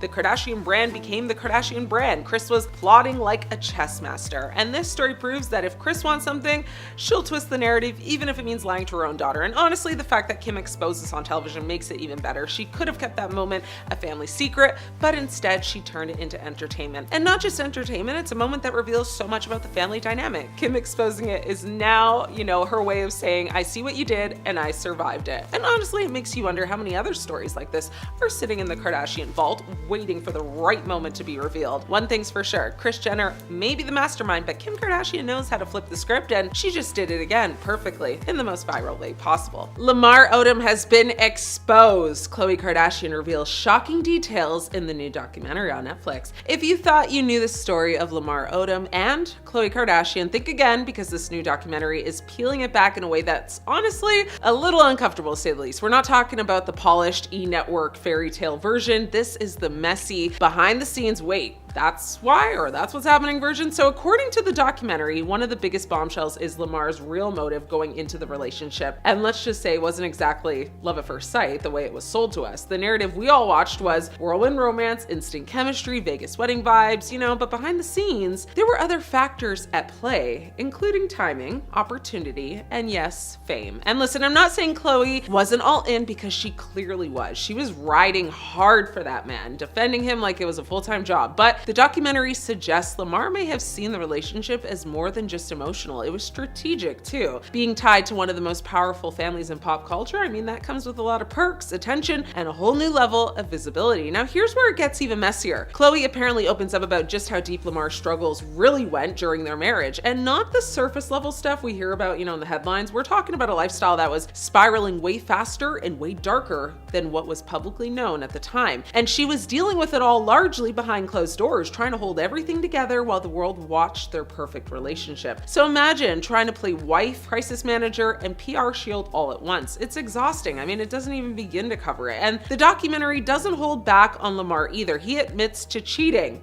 a lot. Not just once, not just a mistake, a pattern, multiple women, multiple situations, all while maintaining this public image as Khloe's devoted husband. It's giving double life. It's giving bold, audacious. But what really hits is the contrast, because while he was out here moving reckless, Khloe was apparently going above and beyond to protect him, even covering things up to avoid public humiliation for him, which, let's be honest, is a level of loyalty that most people would not survive emotionally. And then there's the part that makes everything click into place. His downward spiral didn't just affect the relationship, it completely consumed it. The substance dependency issues, the secrecy, the betrayals. It wasn't just cracks in the foundation, it was the whole house collapsing. On screen in the documentary, the former NBA player says, I had 12 strokes and 6 heart attacks, recalling his 2015 ordeal following his OD. He continued to say, that's not average SHIT. I was dead for 3 days. I made it though. Khloe recalls on screen that she got a phone call from a woman who told her, I've been sleeping with your husband. His mistress was freaked out by how messed up he was on these substances. Khloe says, and told her, I've got to get off of this ride. Can you pick him up? Khloe said that she was looking for him in alleys, looking for him in motels, adding that he would leave illegal substance, paraphernalia such as spoons and tinfoil around hotel rooms. She says that she used to go to hotel rooms to clean up after him so that the housekeeping employees didn't sell a story about his using, She said, and I'm paraphrasing, I was such an enabler without knowing I was an enabler, adding that she felt, a responsibility to cover up her then husband's substance problem to protect him. Now, Lamar was hospitalized for around 4 months following his OD. Khloe recalls that in the beginning when people came to visit, and I quote, she said, I found out that 3 of them were dealers that were wanting to collect money, rummaging through his personal bags, and now following that incident, she decided to go on lockdown and said that she needed to authorize any visitors. So, when people used to ask, why did Khloe stay so long? This documentary kind of answers that without saying it outright. Love, loyalty, honestly, probably hope that he'd change, hope that, the man she married would come back. But here's the brutal truth the documentary makes very clear. Sometimes the version of someone you fall in love with isn't the version they actually are long term, and that's the part that that stings because in hindsight, this wasn't just a relationship. It was like a full-blown emotional roller coaster disguised as a fairy tale. And now that we're finally hearing the unfiltered version, it's like, oh, yeah, this makes way more sense. For years, Justin Bieber and the Kardashians have seemed to have a very tumultuous relationship. So what really happened? Well, let's dig in. Back in 2010, Justin Bieber was 16 when he starred in a glamorous Elle magazine photo shoot with Kim Kardashian called The Graduate. Kim was in her late 20s and the age gap made fans very uncomfortable. But then Bieber posted a picture joking, "Look, it's my girlfriend." And chaos followed, of course. Fans accused Kim of being inappropriate, tabloids ran wild, and both had to laugh it off. Bieber later called Kim a very hot friend, but the drama set the stage for years of speculation. Now fast forward to 2014 when Kendall Jenner became the next rumor. Paparazzi spotted her and Bieber having dinner together in Paris during Fashion Week, and instantly the internet decided they were dating. Justin denied anything serious, but their close appearances at parties and events kept fueling the fire. Was it a fling? Was it just a friendship? Fans couldn't decide, and then things escalated when Bieber was linked to Kendall's older sister Kourtney. He just running through them. By late 2015, Bieber and Kourtney Kardashian were seen everywhere, leaving clubs together, spotted at the Nice Guy, hanging out at karaoke lounges, even rumors of late-night hotel visits. Sources claimed it was casual, but Bieber didn't exactly deny it. Now, on The Burt Show, he joked saying, "I'm being used, man," and then quickly added, no, she's great. Social media went insane when Bieber captioned a post saying, "Lord knows," which many thought was aimed directly at Scott Disick, Kourtney's ex, who calls himself Lord Disick. The scandal grew even bigger when conspiracy theories claimed Bieber might be the father of Kourtney's youngest son, Rain. The rumor spread so far that years later, Rain himself shut it down, saying Scott is his dad and laughing off the Bieber connection. Social media was the gasoline on all of this, of course. Bieber's tweet about Kim calling her his girlfriend, his cryptic Lord knows post during the Kourtney saga. Fans were ready to interpret literally every move, every caption, every photo as evidence of something deeper. The Kardashians knew exactly how to ride this wave, while Bieber was stuck being the teenage superstar whose every friendship turned into a headline. So what's the real here, and what was pure gossip? Well, confirmed Bieber and Kourtney had a short fling in 2015-2016. Confirmed his 2010 photo shoot with Kim Kardashian was real, but not romantic, allegedly. Confirmed he and Kendall hung out, but both denied it was serious. Completely debunked was the theory, though, that Bieber fathered Rain Disick. That one, was nothing more than tabloids running wild. The only sister who seemingly has no involvement with JB is Khloe Kardashian. And yes, honestly, I love that for her. Looking back, it's clear the Bieber-Kardashian connection was never about love stories so much as it was about the power of celebrity culture. Justin was growing up under the brightest spotlight in pop history, and the Kardashians were building their empire on headlines. Together, they created like the perfect storm of rumors, memes, and paparazzi moments that defined an era. Today, Bieber is focused, of course, on his marriage and new albums and Skylark, and the Kardashians are raising families, and that wild chapter is just in the past. But the photos, the captions, and the chaos keeping up with the Kardashians coming clean has been a full-time job, and finally, the truth about their plastic surgery has been revealed. Few families in Hollywood have been as scrutinized for their physical transformations as the Kardashian-Jenners.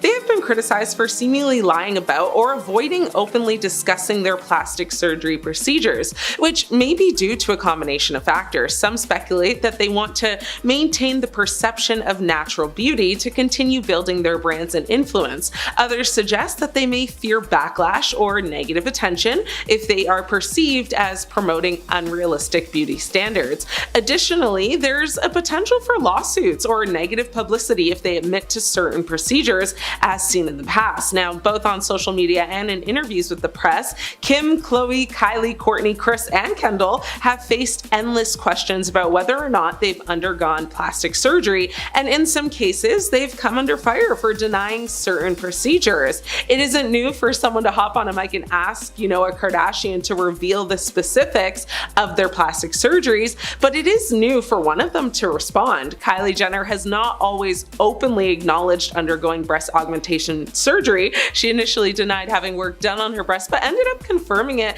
on the Kardashians. She even shared details about a second procedure, including the size of her implants on TikTok TikTok recently. Responding to a comment, she said, 445cc, moderate profile, have under the muscle, silicone, Garth Fisher, hope this helps, lol. Jenner has also expressed regret over her decision to get, breast implants before becoming a mother. Her providing the details of her implants was an instantly viral moment, probably because Kylie hadn't even confirmed she had a second breast augmentation to begin with. Now, this shortly follows Kris Jenner shocking the world just a couple weeks ago, with a new face that looked decades younger. Though she didn't come right out to reveal what she'd had done, she didn't deny mass speculation that a facelift was the culprit either. In fact, the representatives confirmed that she had recent work done by Stephen Levine. Now, they didn't specify what procedure she's undergone, but seeing as Dr. Levine specializes in facelifts, the internet, put two and two together. Kim Kardashian has come a long way since her first brush with Botox during a 2010 episode of Keeping Up. Now, the reality star wrote on her now defunct blog that, she freaked out over facial bruising following the injection. She said in the episode, "I'm feeling like my eyes are on fire. What if, he hit a nerve? Seriously, I know this is not normal. What I am feeling is not normal." However, she's since admitted to having a little bit of Botox, but no filler, in her face during a 2022 Alert interview and getting Botox injections in her neck on a 2023 episode of The Kardashians.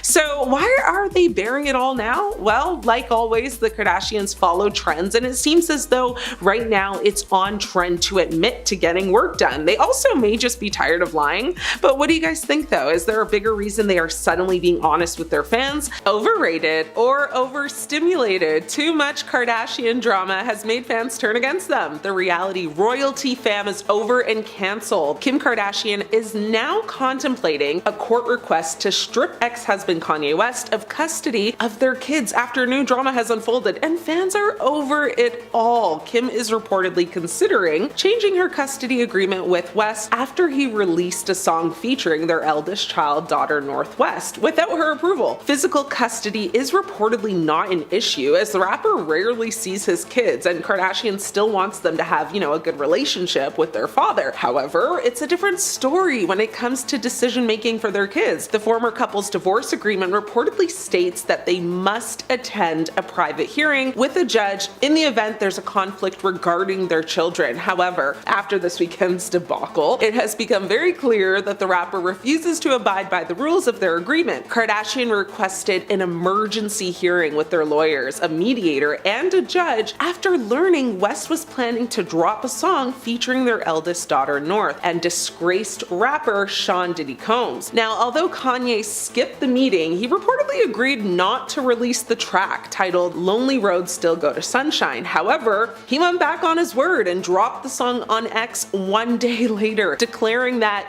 men make the final decision. The rapper also shared a heated text exchange between himself and Kardashian, who made it very clear she did not want their daughter involved with the jailed Bad Boys record mogul. Kanye seemed furious about Kardashian sending him a cease and desist letter and trademarking their daughter's name, despite it allegedly being a decision they made together. He allegedly texted his ex-wife in the now since deleted upload, of course. The text said, "I'm never speaking with you again." However, Kardashian claimed they had agreed to trademark all of their kids' names when they were born so that no one else would take them. She replied saying, "I asked you at the time if I can trademark her name. You said yes. When she's 18, it goes to her. So stop. I sent paperwork over so she wouldn't be in the Diddy song to protect her." Kanye asked her to amend the legal papers or risk going to war. He also threatened her, adding, "And neither of us will recover from the public fallout. You're going to have to unalive me." So dramatic, I can't. Soon after, he went on a very lengthy X rant like usual, accusing the Kardashian mogul of restricting, his parenting abilities and comparing their current custody agreement to visitations in jail. Messy, problematic, and chaotic. Fans are done with this drama. It's above them now. The Kardashian family launched a debit card with ridiculously high fees. Back in 2010, the Kardashians launched the Kardashian card, a very short-lived prepaid debit card so that fans could live, a life of luxury similar to the family. It was issued by the University National Bank, which actually later changed their name to Sunrise Bank, and they are known to issue prepaid cards with insane fees though. So yearly fees, monthly fees, card purchase fees, card card replacement fees, ATM withdrawal fees, even a fee to just check your balance at an ATM. Who would want this? Nobody. Unfortunately, well, actually fortunately, because the card ended up having these insane fees, including a $100 per year membership fee, and for very obvious other reasons, the card did not do well, clearly. You don't say. Now, Forbes actually described it as one of the worst financial products ever introduced ever. The family seemed to have missed the memo that not everyone could afford those kinds of fees for a debit card, and the Connecticut Attorney General even accused the family of unfairly targeting financially unsophisticated young adults. It took less than like a month for the whole thing to get shut down, which would explain why it's likely you, me, everyone else has not heard of it till now. When Kendall denied allegations that her modeling career was handed to her in many interviews, it officially made people hate her and turn against the catwalker. There's no doubt that Kendall works hard as a model, but she raised some eyebrows when she shared conflicting statements about the origins of her modeling career. While Kendall said she did everything she was supposed to do to get her to her current position in the industry, there's no denying the fact that her family status played a very big role in propelling her to being,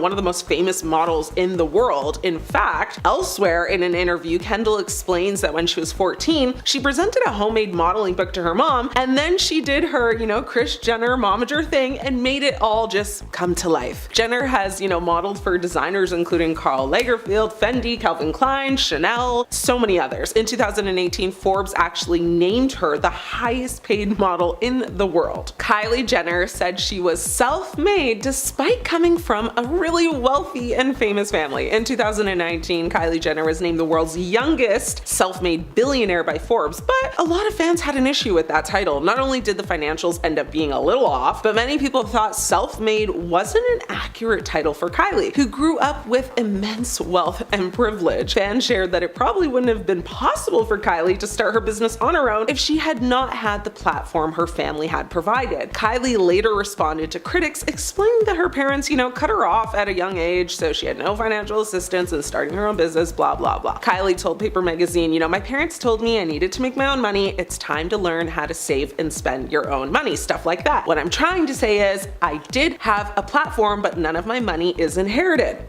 Jenner has said that she credits her success to social media and her large following. Kinda true. She has said that she was able to advertise her products directly to her fans with little marketing expense. And just like her big sis Kendall, she has faced immense backlash for several reasons. Some honorable mentions include, lying about her net worth and exaggerating her role in building her cosmetic company. She's also been accused of cultural appropriation, just like her sisters, and of course she's faced a lot of criticism for promoting very unrealistic beauty standards and using Photoshop and editing tools on literally all of her photos and videos. Kim losing her diamond earring might have been in the first 5 moments fans started turning against the family. You know this one well, at least you should. Kim's then boyfriend Chris Humphries tossed her into the ocean, and her $75,000 earring was a casualty. The force of the throw caused a diamond earring, which was a part of a larger necklace, to actually come off and fall into the ocean. Kim had a significant emotional reaction to the loss, full-blown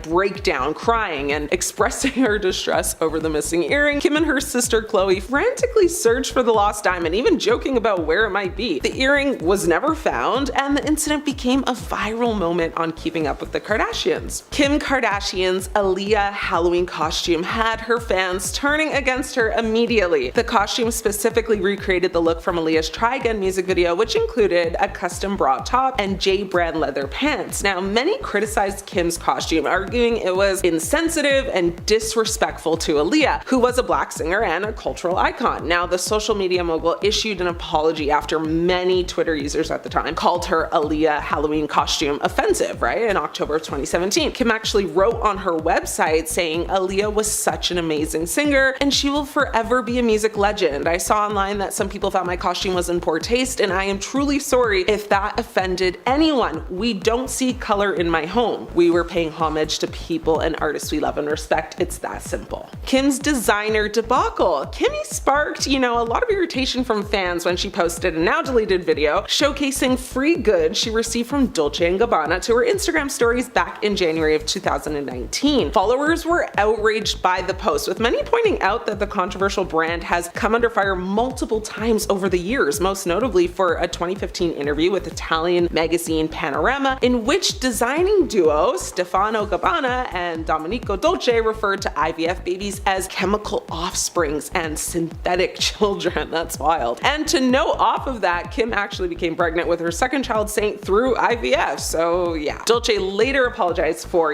his inappropriate words, but the damage was done. Now, footage from when Kim told women in business they needed to get their bleeping behind up and work has completely turned her fans off, like permanently. It's 100% easier to be successful when you're a Kardashian, but that seemed to have slipped Kim's mind when she dished out some advice to working women. Despite the fact that Kim was born into a very wealthy, well-connected family, skyrocketed to fame thanks to TV and that tape we won't talk about, she explained that she thought the problem with people in business was that no one wanted to work. Kim told Variety, "Get your bleeping behind up and work. It seems like nobody wants to work these days. You have to surround yourself with people that want to work and have a good work environment where everyone loves what they do." And while that is true, yes, you do have to work hard to reap benefits. It's definitely not as simple as that for people who aren't born into wealth and fame. Kim faced backlash from viewers, called her out for ignoring her upbringing's role in her success, and how many people do work hard but aren't even financially compensated for it. Now, despite this footage being a couple years old now, it still is being talked about today. I'm talking about it right now. It's still messy and people are still mad. Back in 2014 to 2016, Kris really did have to work to prevent some photos from leaking. The unexpected part was that they were her own private images because someone had hacked her iCloud. Christina, aka the woman that hacked the iCloud, was indicted by a grand jury in 2016. Not only did she hack the cloud, she also sent some pretty messed up texts to Kris and co, assistant, then husband, and other family members. She also, I guess, sent texts pretending to be Kris to Kris's kids and partner. She claimed that she put tracking devices on their cars and would message people that Kris had serious diseases, but it goes even further. The hacker also impersonated the famous matriarch over the phone, allegedly even occasionally calling the authorities with fake emergencies or swatting the family. Swatting referring to calling in fake emergencies that are serious enough to have someone's home checked out by SWAT teams. Just overall being an absolute headache and causing a lot of heartache. Then, of course, there were the accusations regarding social media, because if the hacker got into the iCloud, it really would only be a matter of time before social media sites like Instagram would be compromised. Allegedly, the hacker posted demeaning things about Kris's family as Kris, even going so far as to post phone numbers. And for a family as famous as this, that really is a big problem. Plus, no one wants their mom roasting them on the internet. It was also revealed that the stalker somehow got access to Kourtney's AOL account, so that means she didn't just get the username and password, but answers to the security questions too. The hacker did allegedly get access to the famous sister's emails. It actually ended up happening again with someone else in the family, however, the persecutors were reluctant to share their name. Per E-Online, the stalker was indicted for 6 counts of stalking, 4 counts of computer hacking, 1 count of extortion by threat, and 4 counts of aggravated identity theft related to the computer hacking offenses. Just like a laundry list of bad things. This isn't even the first time that Kris Jenner has been hacked, and I almost wonder if Christina was helped by a previous incident. Back in 2013, Kris Jenner and Kim Kardashian's contact information was leaked by hackers and posted to a website with just a bunch of other celebrities' personal data. Just a few years ago, an unauthorized photo of Khloe Kardashian was accidentally shared, leading to the famous family doing everything they could to scrub it from the internet. Here's the thing, the photo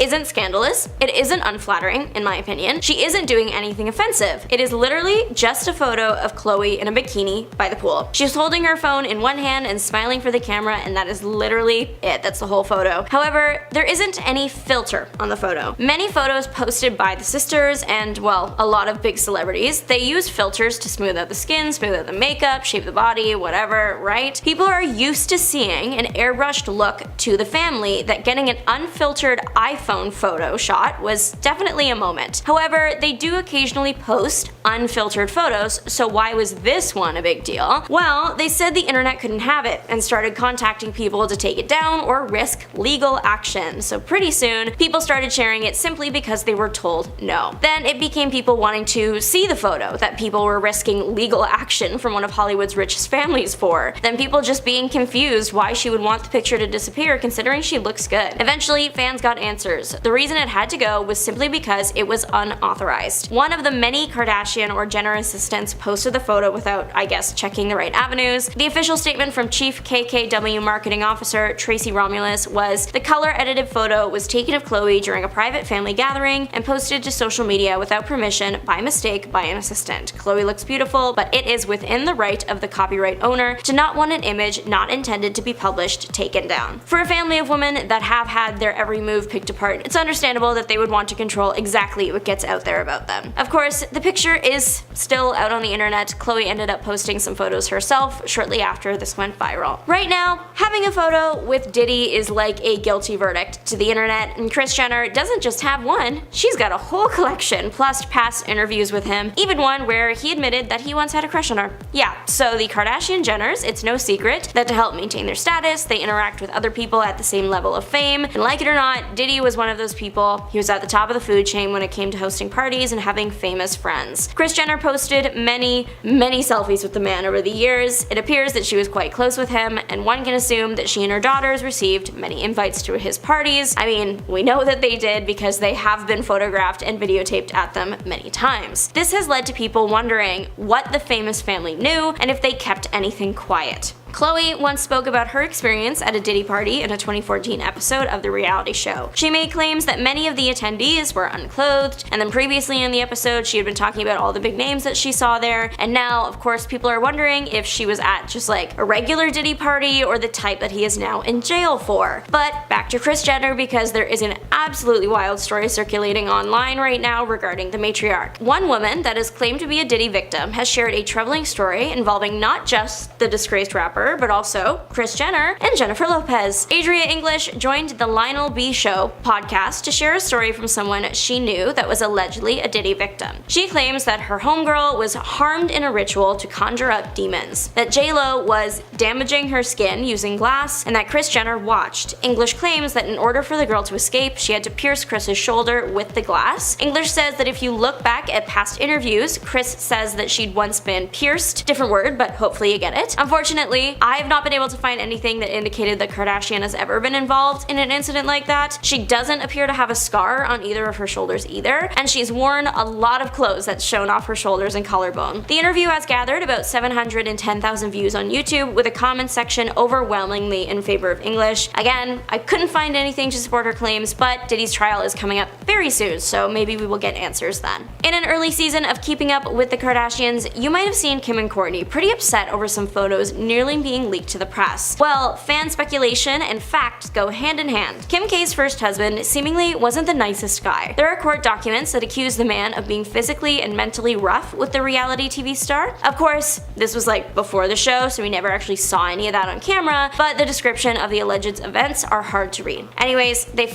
speculate that this ex-husband was threatening to release some photos of Kourtney, or like Kim and Kourtney, that had them in compromising positions on their own, and some people even claim with each other, which is a whole other can of worms, and is generally proven to be false or a salacious rumor. The photos that have been like confirmed to nearly have been leaked by the ex, they only show Kourtney. However, she isn't in a great position, and to make matters worse, the family claims that she wasn't 18 yet, so yeah, no wonder they didn't want this hitting the press. People speculate that Kim was involved in the photos young too, because she was very upset about the thought of them getting released. However, considering what we know about her first husband, the reaction does make sense. And then finally, Caitlyn Jenner did cause an accident that led to a fatality. Despite having such a serious outcome, people don't really talk about this a lot. It did happen while Caitlyn was like coming out, so people were focused on something very different. However, fans online speculate that the family has done things to minimize the media coverage of the incident. In the end, it's not difficult information to find if you're looking for it, and once you go searching, you will see that. Though Jenner didn't go to jail for the incident, she did have to pay about $800,000 to settle one of the lawsuits. It was found that Jenner was going under the speed limit and did hit the brakes, but it wasn't enough to stop the incident from happening. Honestly, it is a miracle that things didn't go worse. Jenner caused a 4-car tumor pileup, one of which had a whole family inside, including young ones. While it is heartbreaking that not everyone made it out, the medical team was able to save most of that family with minimal injuries. Starting off, we have to talk about her infamous tape with her then boyfriend Ray J.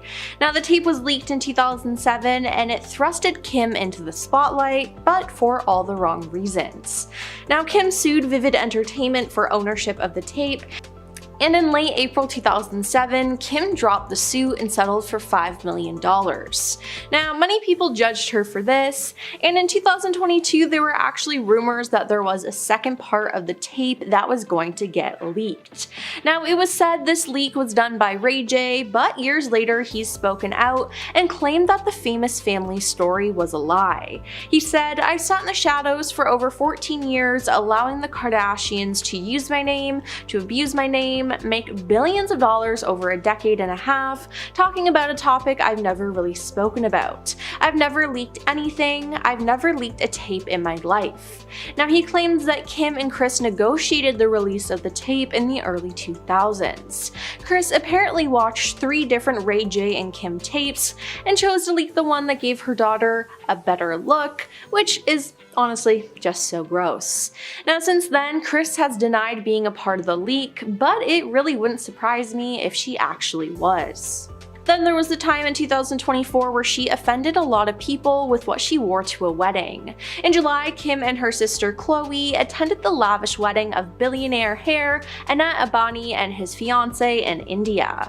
The sisters looked stunning at the traditional wedding, but for one of the events, Kim wore red, which is considered by some to break the Hindu wedding etiquette. Now, the color red is generally reserved for the bride, and it's often frowned upon for guests to wear red. It's practically like if you wore white to someone else's wedding in the Western world. It's a big no-no. Now, after sharing photos of her outfit on Instagram, Kim faced backlash from her followers who thought it was an inappropriate outfit choice and called out her lack of respect. Now, Kim chose not to respond to the comments, but fans were disappointed that she didn't research the culture beforehand to know what was acceptable.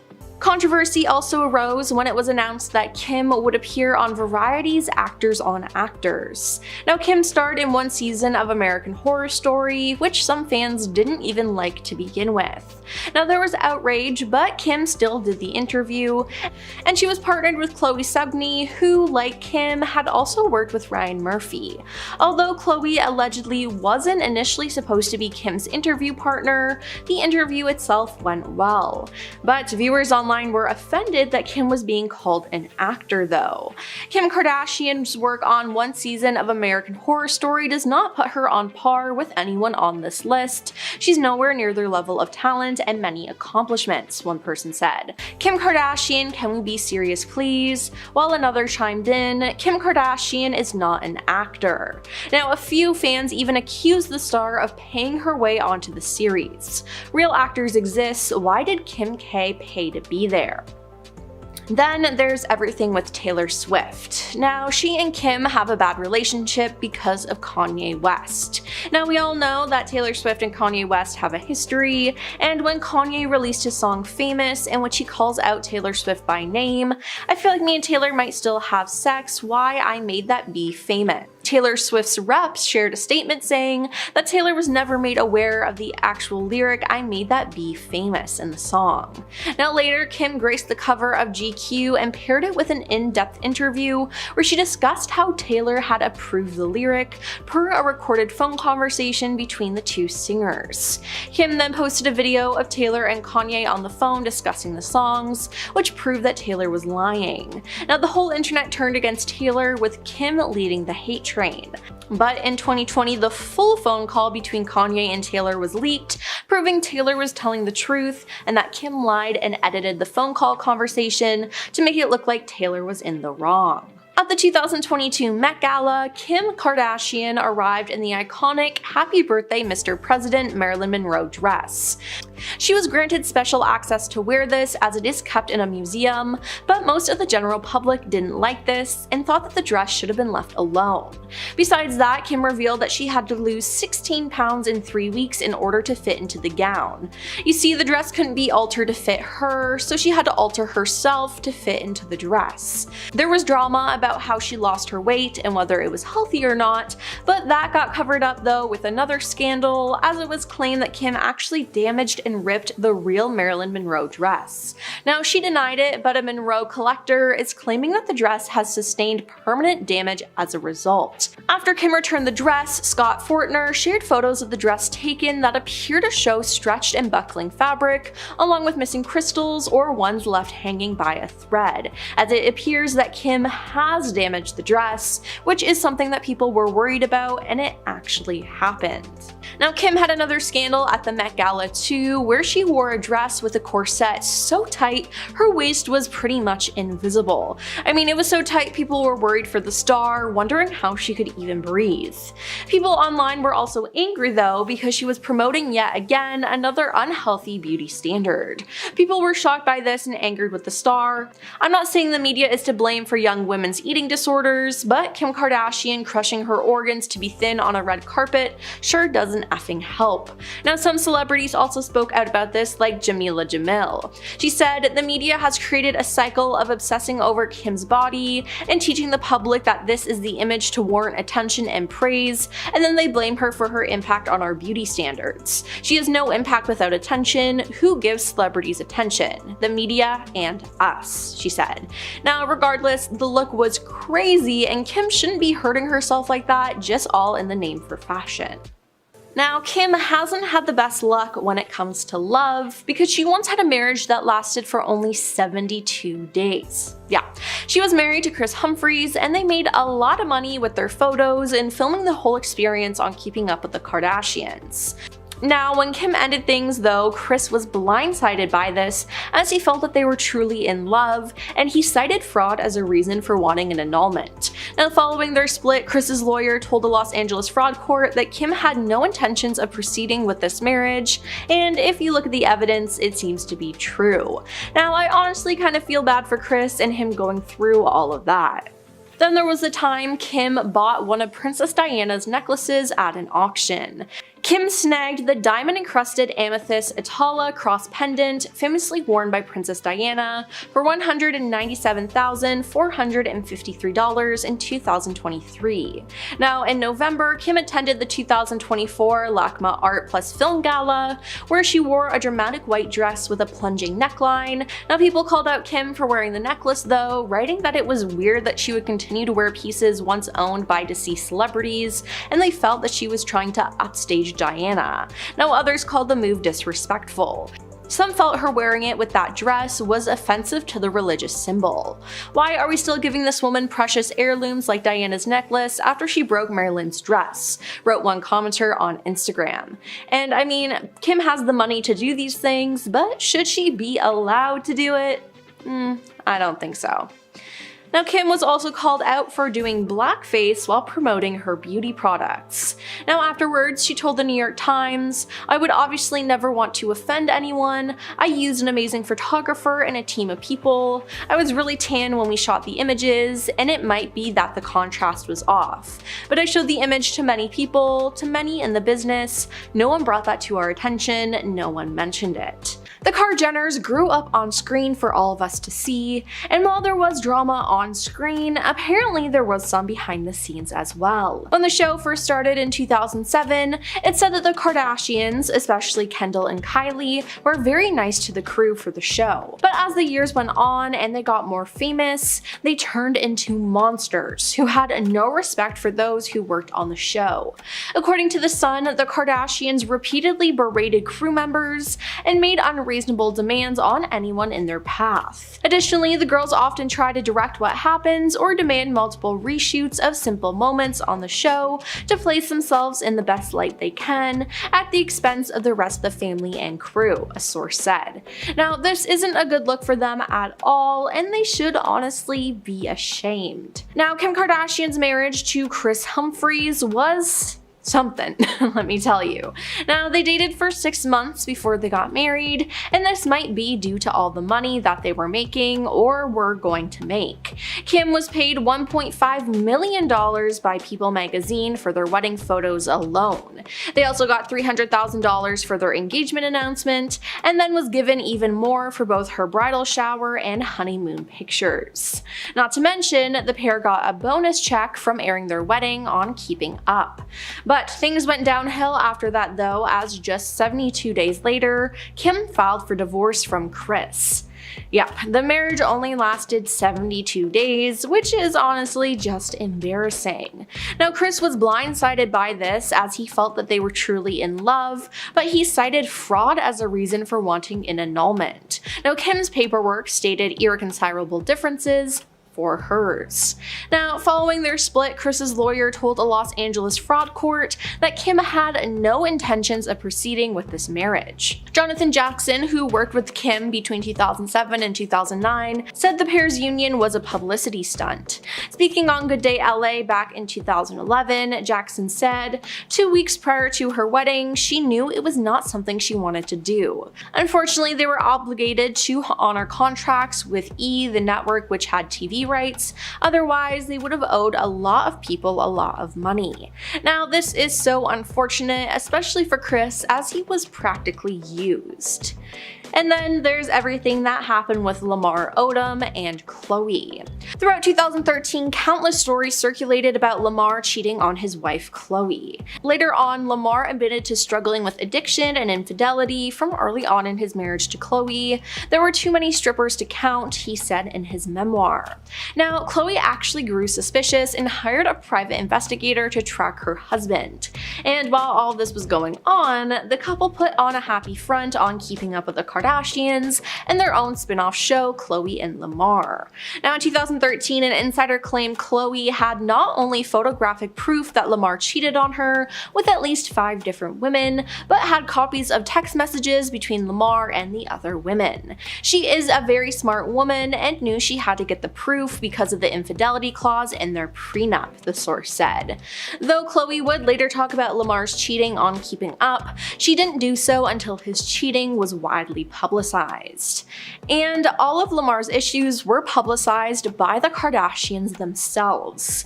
You see, not everyone in the family knew about the substance misuse and the cheating, but someone in the family was tired of it. It said that it wasn't until Rob Kardashian learned of Lamar's dark secrets that he helped push Lamar out. While it hasn't been validated, Lamar still claims to this day that it was the Kardashians who revealed his dark secrets to the press, which then drove a wedge between him and Khloe. Now, Lamar even said that Kris Jenner orchestrated an incident after their divorce to get more press surrounding their broken relationship. But of course, no one in this family would admit to all of that though. And then there's the fact that pretty much all the Kar-Jenners have gotten some sort of plastic surgery and have never admitted to it. In addition to that, some of them have even had their plastic surgery removed or reversed and lie and say they've been working out or have just been eating healthy. But I mean, we all know the truth. Now, a lot of people have pointed out that Kim has had liposuction and fat implants, but she has denied it. And then, after her daughter North was born, it was even more apparent that she got more work done, but once again, she denied it, but we seem to know the truth. There have been rumors since the beginning of time that Khloe Kardashian is not actually a Kardashian at all, and now we may have some proof. Numerous sources have reported that Kris Jenner told Robert Kardashian repeatedly that Khloe was not his daughter. According to RadarOnline.com, they also claim Kris paid her hairdresser, Alex Rowland, $30 million in a non-disclosure agreement to keep quiet about the situation, as some people claim that he's actually her father. Now, this makes sense because Kris Jenner is known for being a serial cheater, so it very well could be a possibility. Now, Kim Kardashian was investigated by the FBI after getting $250,000 in a trash bag. Yep, you heard that right. Now, according to a March 2023 Bloomberg Businessweek report, Kim was questioned by the feds as a part of an investigation and a mogul at the center of an embezzlement scandal. Now, in 2019, Kim told the FBI that she once played baccarat in a Las Vegas casino with Lowe and others when she ended up winning big. Now, Lowe allegedly told Kim to keep the chips she won, which were worth $350,000. Now, Kim told the FBI when she went to the casino counter to cash out, she was handed $250,000 in a trash bag full of 100 bills. Now, she put the trash bag full of cash in her carry-on bag and boarded a Southwest Airlines flight back to Los Angeles, the FBI agents wrote. Now, on a later trip to Vegas, Kim collected the remaining $100,000, again in a trash bag full of cash, which is honestly just weird.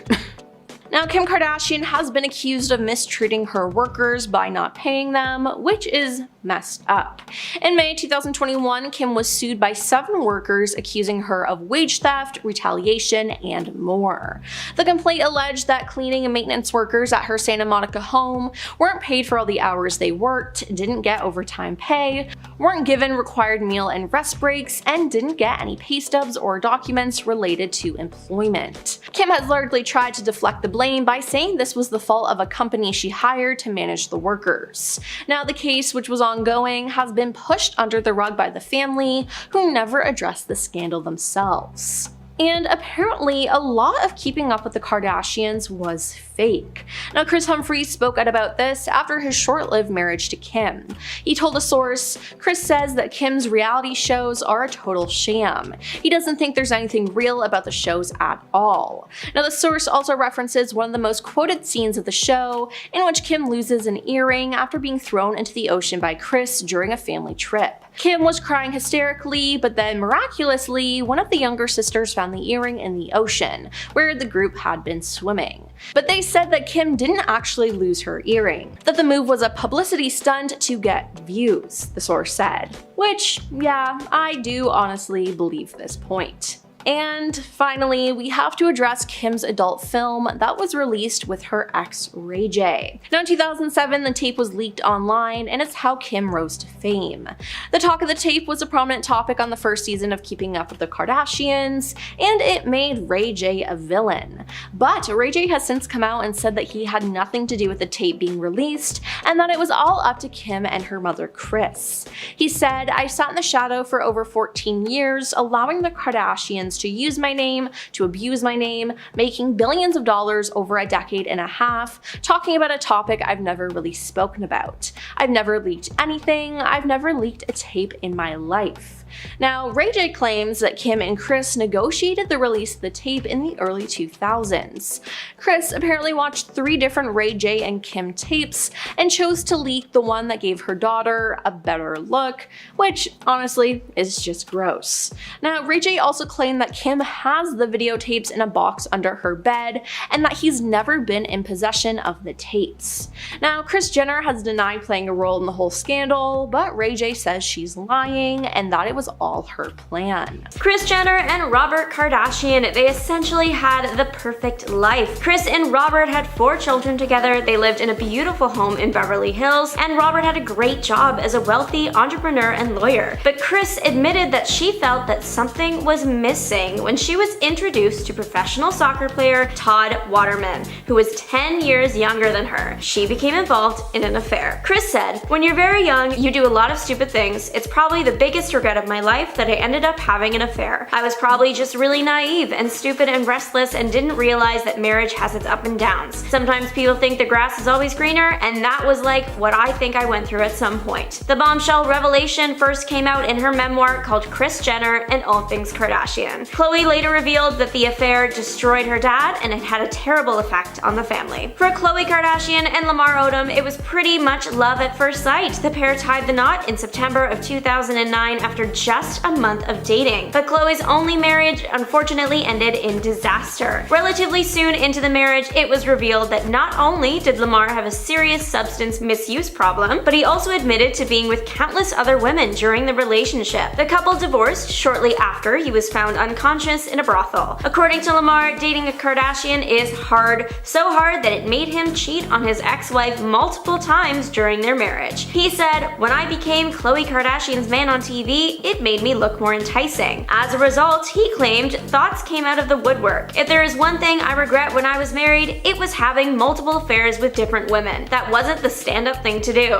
I wish I could have kept my D in my pants." Next up, Kourtney Kardashian and Scott Disick. In 2015, Scott was spotted getting handsy with stylist Chloe Bartoli while in Monte Carlo. It wasn't long after that Kourtney announced she was splitting from the father of her 3 kids. Following the affair, Scott came clean to the family, saying, "I've apologized to Kourtney 100 times, but I've never apologized to all of you for letting all of you down and embarrassing you guys." So it was obvious that he had trouble remaining committed to Kourtney. The two broke up briefly after this incident and then got back together, but continued to have a rocky relationship. First, her sister, Kim, caught a girl hiding in Scott's bathroom in Dubai, and finally, the eldest Kardashian invited Scott on a family vacation to Costa Rica. He ended up sneaking a girl into his hotel room while he was trying to reunite with his ex. This final incident is what prompted Kardashian to tell Scott they were never ever getting back together. The reality star came under fire for promoting Flat Tummy Co.'s appetite suppressant lollipops to her millions of Instagram followers. She posted a picture of herself with the diet ad candy and wrote, "They're literally unreal." While Kim has posted sponsored ads for weight loss products before, things like meals replacement shakes, the whole appetite suppressant thing falls into a different, far more contentious category. The lollipops contain an extract from natural plants that is said to control cravings, food intake, and weight. But while the active ingredient is technically safe, many nutrition experts agree that appetite suppressants are a short-term, ultimately ineffective diet strategy that can promote harmful eating habits and aggravate already existing disorders. The fact that the company's product comes in lollipop form seems geared towards a younger consumer, which just makes it all the more troubling. Manhattan-based nutritionist Maria Marlowe criticized the move and said Kim is an incredible marketeer and brander, and many young women look up to her. But this is sending the wrong messages that being hungry is bad, that our bodies need to be controlled, and that the route to our ideal body comes in candy form. Not only that, but relying on a suppressant is a distraction from focusing on a healthy diet and exercise. It's not a great option in the long term. Although Kim is used to making questionable fashion choices, many felt that she sank to a new low when she decided to wear the famous Marilyn dress. This historical item was actually worn by Marilyn Monroe herself while she was singing Happy Birthday to President Kennedy in 1962. It was lent out to her by Ripley's Museum. Scott Fortner, a collector, shared photos of the dress in a blog post after Kim had returned it, which appeared to show stretched fabric and missing crystals on the back. Not only that, but while being interviewed on the red carpet, she said that when she first tried the dress on, it didn't fit her. So to ensure that the delicate fabric wouldn't tear, she dropped 16 pounds ahead of the event in order to squeeze into it. She then changed into a replica dress once she got to the entrance of the party because she couldn't walk up the museum steps of the Met Gala without ripping the original. But the fact she was even allowed to wear it was enough to anger fans everywhere. It was bought by Ripley's Believe It or Not Museum in a 2016 auction for $4.8 million and is usually kept in a darkened, temperature-controlled vault at 40 to 50% humidity to preserve the delicate fabric. So of course, people were fuming that Kim permanently damaged the dress, especially because when you consider the design of it, the fabric is literally irreparable. Kim's union with NBA player Kris Humphries has gone down in history as one of the shortest in Hollywood. This has led to some fans to question whether it was made for TV, specifically after the 2-part E! special called Kim's Fairy Tale Wedding. The Los Angeles Times even reported that Kim had only married him to increase ratings on the show. But in 2017, the reality star admitted to Andy Cohen that she knew the marriage was doomed from the beginning. It turns out that she only rushed into it because of the pressure of turning 30. There were also signs that their marriage was going to end quickly. A few days before Kim divorced Kris on day 68, the couple were spotted arguing in their car while they were out on a dinner date in Hollywood. They were photographed heading back to Kim's car, and you could visibly see the tension in the air. Kris looked fed up, and Kim was giving him the death stare while yelling and waving her hand. This very public fight was indicative that the relationship was on the rocks. In the divorce, Kris asked for $7 million of a settlement. Otherwise, he threatened to make Kim go through an ugly public public trial, but he ended up walking away with literally nothing. In 2018, photos of Tristan having an affair surfaced online while he was dating Khloe. To make matters worse, she was 9 months pregnant at the time. Not long after, TMZ came out with video footage dating back to October of 2017 that showed the NBA player kissing 2 other random women at a club. Despite the fact that there was now hard evidence of Tristan cheating on Khloe, without really attempting to hide it, they decided to stay together for the birth of their child. But things did not stay smooth forever. In 2019, reports surfaced that Tristan had cheated on Khloe once again, this time with none other than Jordyn Woods, who was a close friend of the family, seeing that she was Kylie Jenner's best friend and roommate. Anonymous party attendees told TMZ that the pair were all over each other and made out several times throughout the night. The explosive incident almost broke up the family entirely, and as a result, multiple relationships were ruined. Last September, Kris Jenner went on The Late Late Show with James Corden, where she was strapped to a lie detector and interviewed about the infamous tape that was released in 2007 of Kim Kardashian and Ray J. Kris denied the year-long speculation that she was involved in its production. Once the results came back, it seemed as though she was telling the truth. Of course, Kim kept up with this narrative too, but neither of them had expected Ray J to respond to the interview. He appeared on Instagram Live with a full presentation to prove that she was lying. He showed screenshots of text messages that Kanye West had sent him asking for the original tapes because he wanted to give them back to Kim.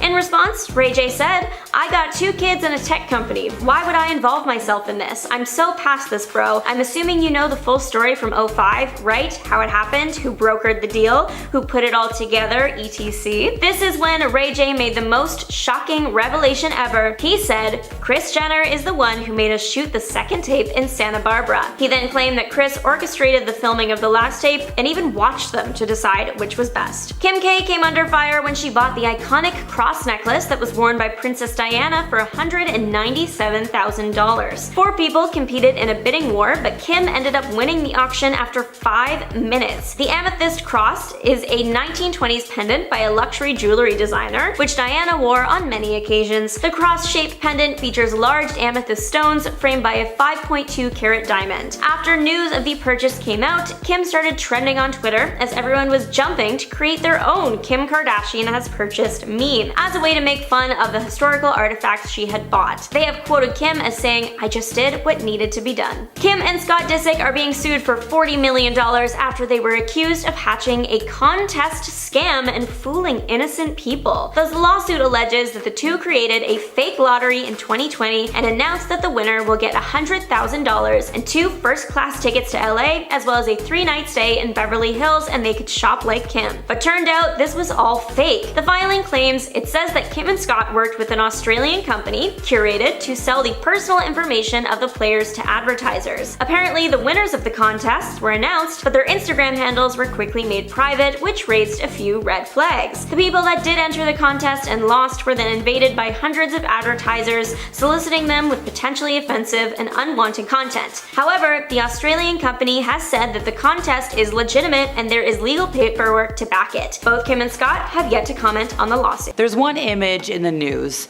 where like everybody's holding a fun bottle of something, and a lot of folks look like they're having a good time, and people want to know just how good of a time was it. Was Leonardo DiCaprio having a good time? Was Mariah Carey having a good time? They were both wearing white. Another image that stands out, Puff Daddy screaming at a party, and who does he have in his arms? Paris Hilton and Kim Kardashian. Now sure, this was during the era where Kim was Paris's second in command, her assistant if you will, but we gotta get back to the Kardashians because they know more than they're telling. So there's one video showing Khloe Kardashian bragging about partying with Puff Daddy. This isn't an old episode of Keeping Up with the Kardashians. I know, it's like 10 years old, but it's relevant, okay? So Khloe and Kourtney are hanging out. They're discussing this wild party with a lot of friends. Bieber was there, French Montana was there, and Puff Daddy. So later on in the episode, everybody's out bowling, and Girly Pop is like, well, I haven't been to bed yet. I got a plane at like 5:30 a.m. And like she said the quote that we all know about what people were or weren't wearing at the party. And it's like, hey girl, want to elaborate why you got on a plane at 5:30 a.m.? Because we all know when the bad part of the party happened and it was after 5 a.m. She said, well, I know you're known for the parties. When you think of a party or a good time, you think of Puff. And we've been known to party with you a few times. And then Kourtney was like, oh yeah, like you were just at Puffy's party. And she's like, oh my gosh, I forgot about that. That was an epic night too. Like that was fun because all the girls ditched me. So it was like me and the boys. It was me, Kanye, and we were just like hanging out and it was fun. I loved it. And then once again, Khloe turns to Puffy and is like, I don't know how you have all the energy, but that's who you are. And that's why people are so drawn to you because you're so eclectic. No matter what, no matter how much you work, you don't sleep, you don't do anything, but that's just you. And if you thought that's where the friendship ends, flash forward, I think 3 years later, 2019, Khloe is posting pictures of her family and Puff Daddy. December 16th, 2019. Everybody's hanging out. It's like, oh my gosh, yeah, like happy 50th birthday. So here's the thing. Normally when Khloe posts photos of her family on Insta, the comment section is usually flooded with well wishes. But fast forward to this year, September 24th, 2024, now that everything's coming to light, yeah, there's some suspicion and anger in the comments. Folks want to know, like, hey, Kardashian family, you've been hanging out with Puff Daddy for years at this point. We just went through the timeline. And like, what's going on? So even though this was a completely unrelated post, like Khloe's dropping off her family at school, and yes, there are a couple of nice little things, like there's a pop singer who was like, oh my gosh, best mama. Everybody else wants to know other stuff. They said, and I quote, so are we just glossing over the fact that she and the other Kardashians knew what went on at Puffy parties? The circus is trying to deflect from them parties they went to, and that one was in all caps, but like, I'm not yelling at you, you don't need that. So let's go through the family tree. Apparently Kim has unfollowed Puffy on Insta, but has not spoken publicly over the speculation. But going back to Khloe, once again, she's always said nothing like a Puffy party and she hasn't said anything else. Now sure, nobody in the family has been linked to any of the allegations that Puffy is facing, but they have not spoken out following his arrest. They've been fawning over him for how many years now publicly? And like if we're going up to, let's see, the matriarch of the family, Kris Jenner, her partner Corey Gamble had ties to the rapper as well. So there's a theory. A theory is the family is dreading the prospect of testifying at the upcoming trial.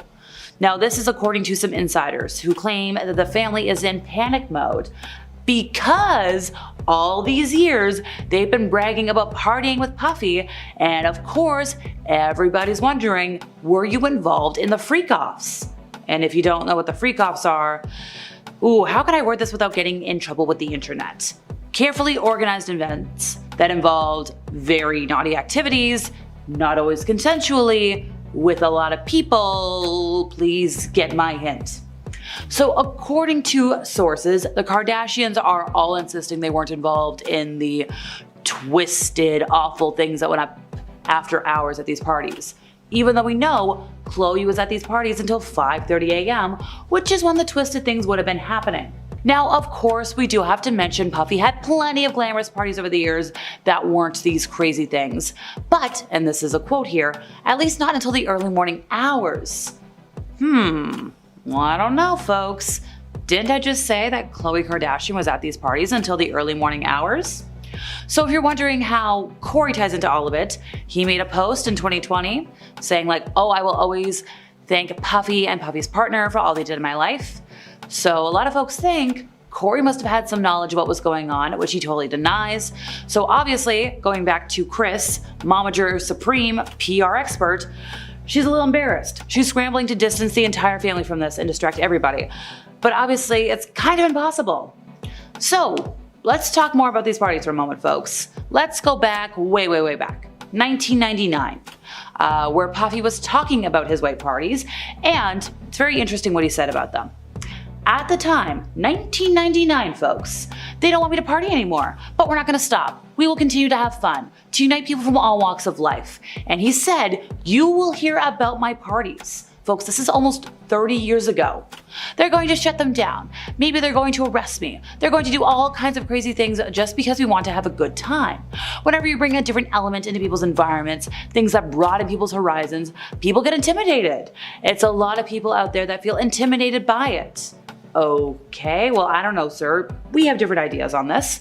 He also joked about his tactics for keeping women from ditching his get-togethers, and he did this on television, folks. This was on Late Night with Conan O'Brien in 2002.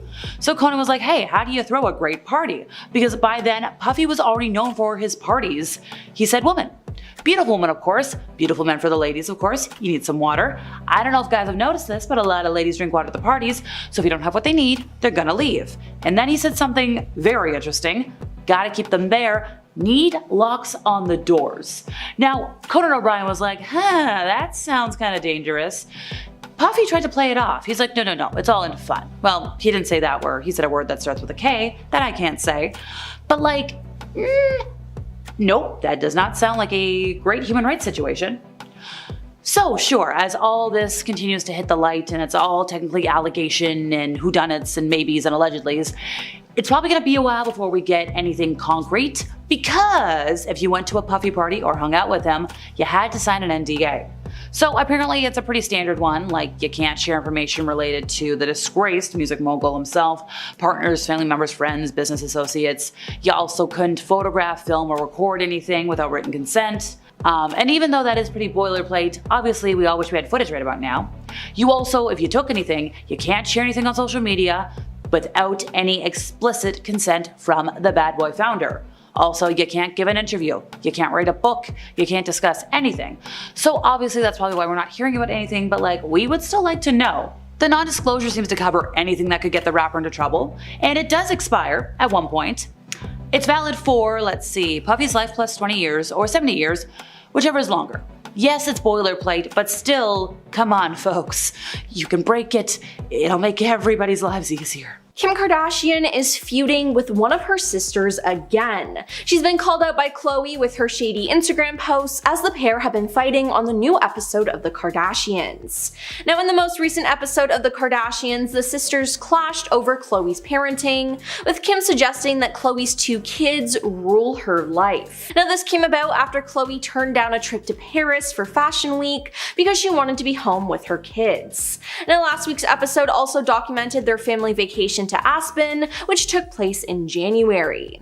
On the trip, Kim called out Khloe for FaceTiming her daughter during their group dinner. Now, Kim again was annoyed with this. Kim said in a confessional, "Here we go again. She just is so stuck on what's going on at home that she can't have a good time," before later describing Khloe constantly FaceTiming her kids as annoying. Several viewers of the reality show have since called Kim out for shaming Khloe, and fans have actually done the math and figured out that Khloe was seemingly shading Kim on Instagram around the very same time that they were quietly clashing. Now, back in January and February, around the same time as the Aspen trip, Khloe shared multiple quotes that are seemingly aimed at Kim. 20 years from now, the only people who'll remember if you worked late are your kids, one quote read. Raise your children to be impressed by kindness, loyalty, and humility, not just wealth, possessions, and power, read another. Then in 2007, Kim and her then boyfriend, Ray J, tape was leaked online, and it's how Kim rose to fame. Now, Kim sued Vivid Entertainment for ownership of the tape.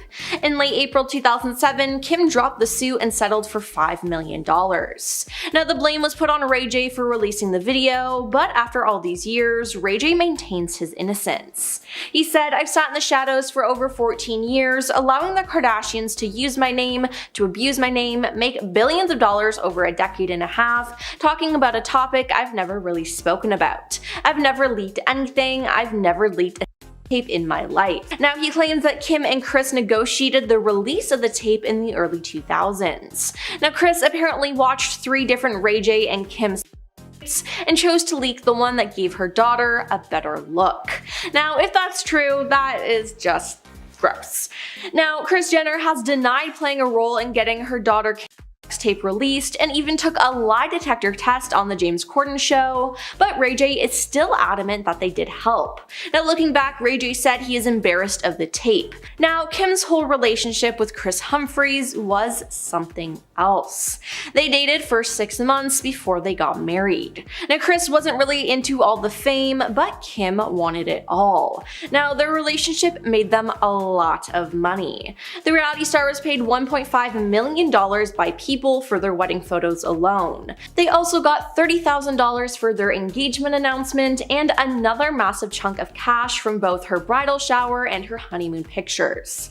Not to mention the bonus check they got from airing their wedding on Keeping Up. Now afterwards though, after 72 days, Kim filed for divorce. Now Kris felt bamboozled and cited fraud as the reason for wanting an annulment. Kim's paperwork stated irreconcilable differences, and she later discussed the marriage on her show and revealed her mother encouraged her to run on her wedding day if she needed to. Now following their split, Kris's lawyer told the Los Angeles fraud court that Kim had no intention of proceeding with this marriage. It was basically a tactic for the benefit of her show and to make money. But Jonathan Jackson, who worked with the reality star between 2007 and 2009, said that the pair's union was a publicity stunt. Speaking on Good Day LA back in 2011, Jackson said 2 weeks prior to her wedding, she knew it was not something she wanted to do. Unfortunately, they were obligated to honor contracts with the E! Network, which had TV rights. Otherwise, they would have owed a lot of people a lot of money. Now, after their divorce and sketchy relationship, Kris exposed some of Kim's secrets. Back in 2013, Kris revealed that the proposal for the show was not a surprise and that Kim was aware of it, so the scene where she seemed moved and surprised in is super fake. In fact, Kris went further to say that they had to reshoot the proposal because Kim didn't like her reaction. Kim told Kris how, where, and when to propose. It was absolutely no surprise to her whatsoever, a source told Radar Online. First of all, Kris proposed in the middle of the day, and he had to do that because it would create better lighting to capture the moment. Now Kim looked surprised but knew it was happening. She was in full hair and makeup, and she's always in on the show. But all of his ideas were shot down by production officials and Kim. Now, another person she got married to was Kanye West. They got married and had 4 children together, and they were happy until things started to go south in 2020. In July 2020, Kanye acknowledged the possibility of Kim ending their marriage, and later that month, he wrote on Twitter that he had been attempting to divorce Kim. Now, he also wrote that the Kardashian family was attempting to lock him up. In January 2021, CNN reported that the couple were discussing divorce, and a month later, Kim filed for divorce, agreeing to joint custody of their children and declining spousal support from each other. The divorce settlement was finalized in November 2022, and after they divorced, Kim dated Pete Davidson, which Kanye did not like, and he took a lot of digs at Pete and Kim. He posted online about it saying, "You are lying and are liars. Y'all basically kidnapped Chicago on her birthday so she couldn't remember her father not being there, so there. Also, I should see my children 100% of the time, but since there's a separation, it should have been 50% of the time. Y'all wouldn't have played with Donda like that in Jesus' name." Now, the Kardashians, for their part, have repeatedly denied Kanye's claims about Chicago's birthday, and after this rant, Khloe commented on Kanye's posts, begging him to please stop tearing Kimberly down, adding that she and her family have had enough of the false birthday narrative. Now, at the 2022 Met Gala, Kim arrived in the iconic Happy Birthday Mr. President Marilyn Monroe dress. Now, Kim said the idea of wearing the late actress's dress felt like the perfect representation of America. She was granted special access to wear it as it is kept in a museum, and people did not like this. They thought it was unfair and in poor taste to take the dress of an icon and have Kim wear it. Now, besides that, Kim revealed that she had to lose 16 pounds in 3 weeks in order to fit into the gown. She said, "It was such a challenge, it was like a role, I was determined to fit in it. I'd wear a sauna suit twice a day, run on the treadmill, completely cut out all sugar and all carbs, and just eat the cleanest veggies and protein. I didn't starve myself, but I was so strict." Following this, many slammed Kim for appearing to promote a toxic and dangerous mindset about body image and weight loss. She said, "To me, it was like, okay, Christian Bale can do it for a movie role and that is acceptable. It's all the same to me. I wasn't saying, hey everyone, why don't you go lose this weight in a short period of time." Now, her losing all that weight in a short period of time though really rubbed people the wrong way. And finally, we have Kim's short-lived feud with Chloe Grace Moretz. In July 2016, when Kim had her own celebrity feud going on with Taylor Swift, she posted her supposed proof on Snapchat of Taylor lying, and fans went crazy. This annoyed Chloe Grace Moretz though, who tweeted, "Everyone in the industry needs to get their heads out of a hole and look around and realize what's actually happening in the real world. Stop wasting your voice on something so petulant and unimportant." Minutes later, jumping to her big sister's defense, Khloe Kardashian responded with a collage of pictures. Now, the first picture was of Khloe Grace at the beach, and the next photo was a photo of an unknown blonde-haired woman, who she presumably thought was Khloe, in the sea suffering an embarrassing and revealing bikini mishap. Now, Khloe Kardashian captioned the image, "Is this the hole you're referring to?" at Khloe G. Moretz, and Khloe straight away tweeted back, "Fact check, first photo is me filming my movie Neighbors 2, the second photo is some girl who was wrongly photographed." But this feud didn't end there though. In 2016, Kim turned heads for sharing a full frontal nude selfie with only black bars to protect her modesty on Twitter. She captioned the photo with, "When you're like, I have nothing to wear, lol." Then, out of nowhere, Khloe responded to the picture by commenting, "I truly hope you realize how important setting goals are for young women, teaching them we have so much more to offer than just our bodies." Now, Kim didn't take this lying down and replied back, "Let's all welcome at Khloe G. Moretz to Twitter since no one knows who she is. Your nylon cover is cute, boo." Now, starting off, we have Dancing with the Stars. Yes, Kim was once a contestant on Dancing with the Stars, and it did not go well. In 2008, she appeared on the show and paired up with professional dancer Mark Ballas. They were eliminated during week 3, but not before Kim had tried her hand at twerking. Yep, you heard that right. Now, she later joked about her awful dancing skills during an episode of Keeping Up with the Kardashians. Now, in 2015, Mark opened up about the partnership in an interview with the Orlando Centennial. "She wasn't the best dancing partner. I love her. She's awesome. We became good friends," he said. "Dancing was not her thing, but she's a great girl." Next up is her get up and work comments. In March 2022, Kourtney, Kim, and Khloe Kardashian, alongside their mother Kris Jenner, did an interview for Variety. Now, during the interview, Kim was asked to offer women in business advice, and she responded with, "Get your effing ass up and work. It seems like nobody wants to work these days." Now, her sister Kourtney chimed in as well, saying, "That's so true." Now, this outraged fans, noting that both sisters were born wealthy and were given a head start in life. Now, Kim would soon regret saying this as for the backlash and for the memes. Variety then posted the clip to TikTok, gaining over 3.3 million views in 6 days. Now, it was probably one of the most out of touch comments Kim's ever made, and it's just gross because her family agreed with her. Now we have the Marilyn Monroe dress. Kim wanted to stand out at the 2022 Met Gala, and what better way to do that than wear an iconic dress that was worn by Marilyn Monroe. Now, although it was a moment in history, it caused a lot of problems. When Kim arrived on the carpet, she revealed that she had to lose 16 pounds in 3 weeks in order to fit into the gown. Now, following this, many slammed Kim for appearing to promote a toxic and dangerous mindset about body image and weight loss. All of this, though, got covered up with another scandal, as it was claimed that Kim actually damaged and ripped the real Marilyn Monroe dress. Now, she denied it, but a Monroe collector is claiming that the dress has sustained permanent damages as a result, and frustrations have been renewed. Scott Fortner, a collector who works to authenticate and verify Monroe memorabilia, shared photos of the dress taken that appear to show stretched and buckling fabric, along with missing crystals or ones left hanging by a thread. Then there's how the crew was treated. Now, reports have surfaced that the Kardashians were very kind to the camera crew when Keeping Up with the Kardashians first started in 2007. However, as the show progressed and the family gained more fame, their kindness and respect for the crews they worked with dwindled, causing unpleasant and unfriendly moments behind the scenes. Now, according to The Sun, the Kardashians repeatedly berated crew members and made unreasonable demands on anyone in their path. Additionally, the girls often try to direct what happens or demand multiple reshoots of simple moments on the show to place themselves in the best light they can at the expense of the rest of the family and crew. Not to mention, the Kardashian housekeepers claim the girls never cleaned up after themselves, yet expected their rooms and closets to always be camera ready. Now, while there's no doubt that the Kardashian women are busy with their show, some have argued that they don't have the right to be so demanding of the housekeepers who help tend their homes. Now, this even led to a lawsuit in 2021, as reported by NBC News, with 7 workers claiming that Kim failed to pay overtime, cover expenses, and provide legally mandated breaks, while expecting them to always be on call to pick up after her. Moving on to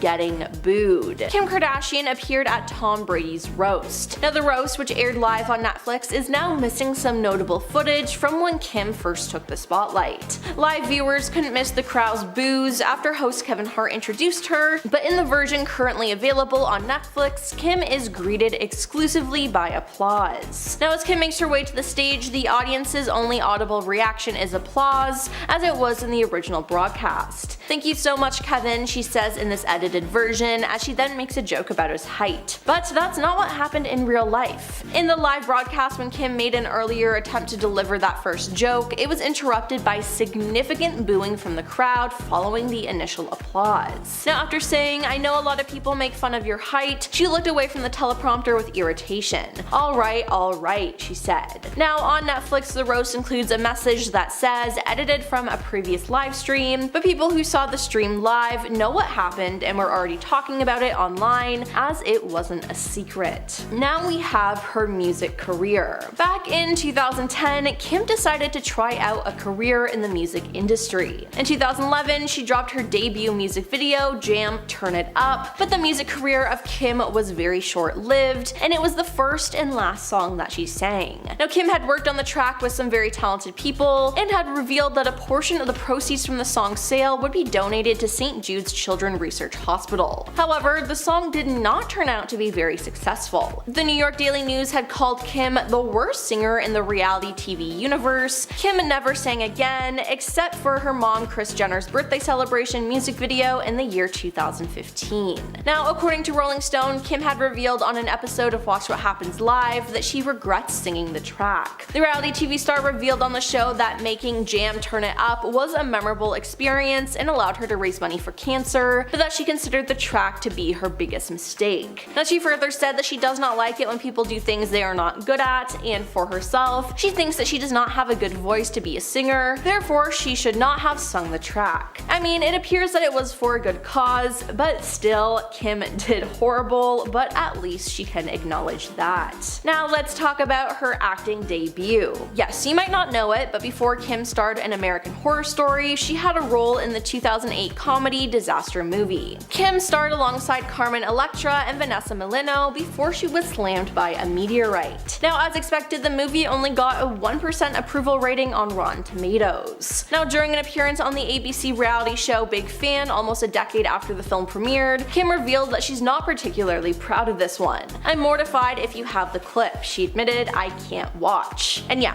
I can't blame her here, it was a rough watch for sure. She had no business being in that movie at all. Then there's She Stole Kimoji. David Libenson was a software developer who worked with Kim on her Kimoji. Now David and two colleagues invented the Kardashian-themed emoji range, which resulted in thousands of downloads a second, and the app supposedly generating $1 million a minute. But they didn't see a cent after their deal fell apart, as Kim and her no-nonsense lawyer, Marty Singer, gave them little option but to walk away from developing Kimoji, losing out on a fortune. Now David sued Kim for $300 million in 2019, claiming she stole his idea and ran away with the trademark. David and his colleagues had initially agreed on a deal with Kardashian's team for a profit share on Kimoji and an anti-cyberbullying app that they created called Censorgram, which Kim was eager to be the face of before the deal went south. Now David says he was forced to withdraw his $300 million lawsuit as his legal fees spiraled out of control along with the rest of his life. Now David said he's got nothing left to lose and has created a website called www.kimkardashianruinedmylife.com to spread his message and raise money. Next up is Kim getting kicked off stage by Prince. On Prince's Welcome To tour, which saw the legendary artist perform over 80 shows from 2010 to 2012, traveled across North America and cemented his legacy with a series of critically acclaimed shows. Now on the final night of his Madison Square Garden residency, Prince hunted for someone in the star-studded front rows to join him on stage. He then spotted Kim and asked her to join him and immediately began dancing around her. Now for those of you who don't know, Kim hates dancing, so why she agreed to go up on stage, I don't know. She laughed nervously while standing in place and clapping for him before Prince instructed her to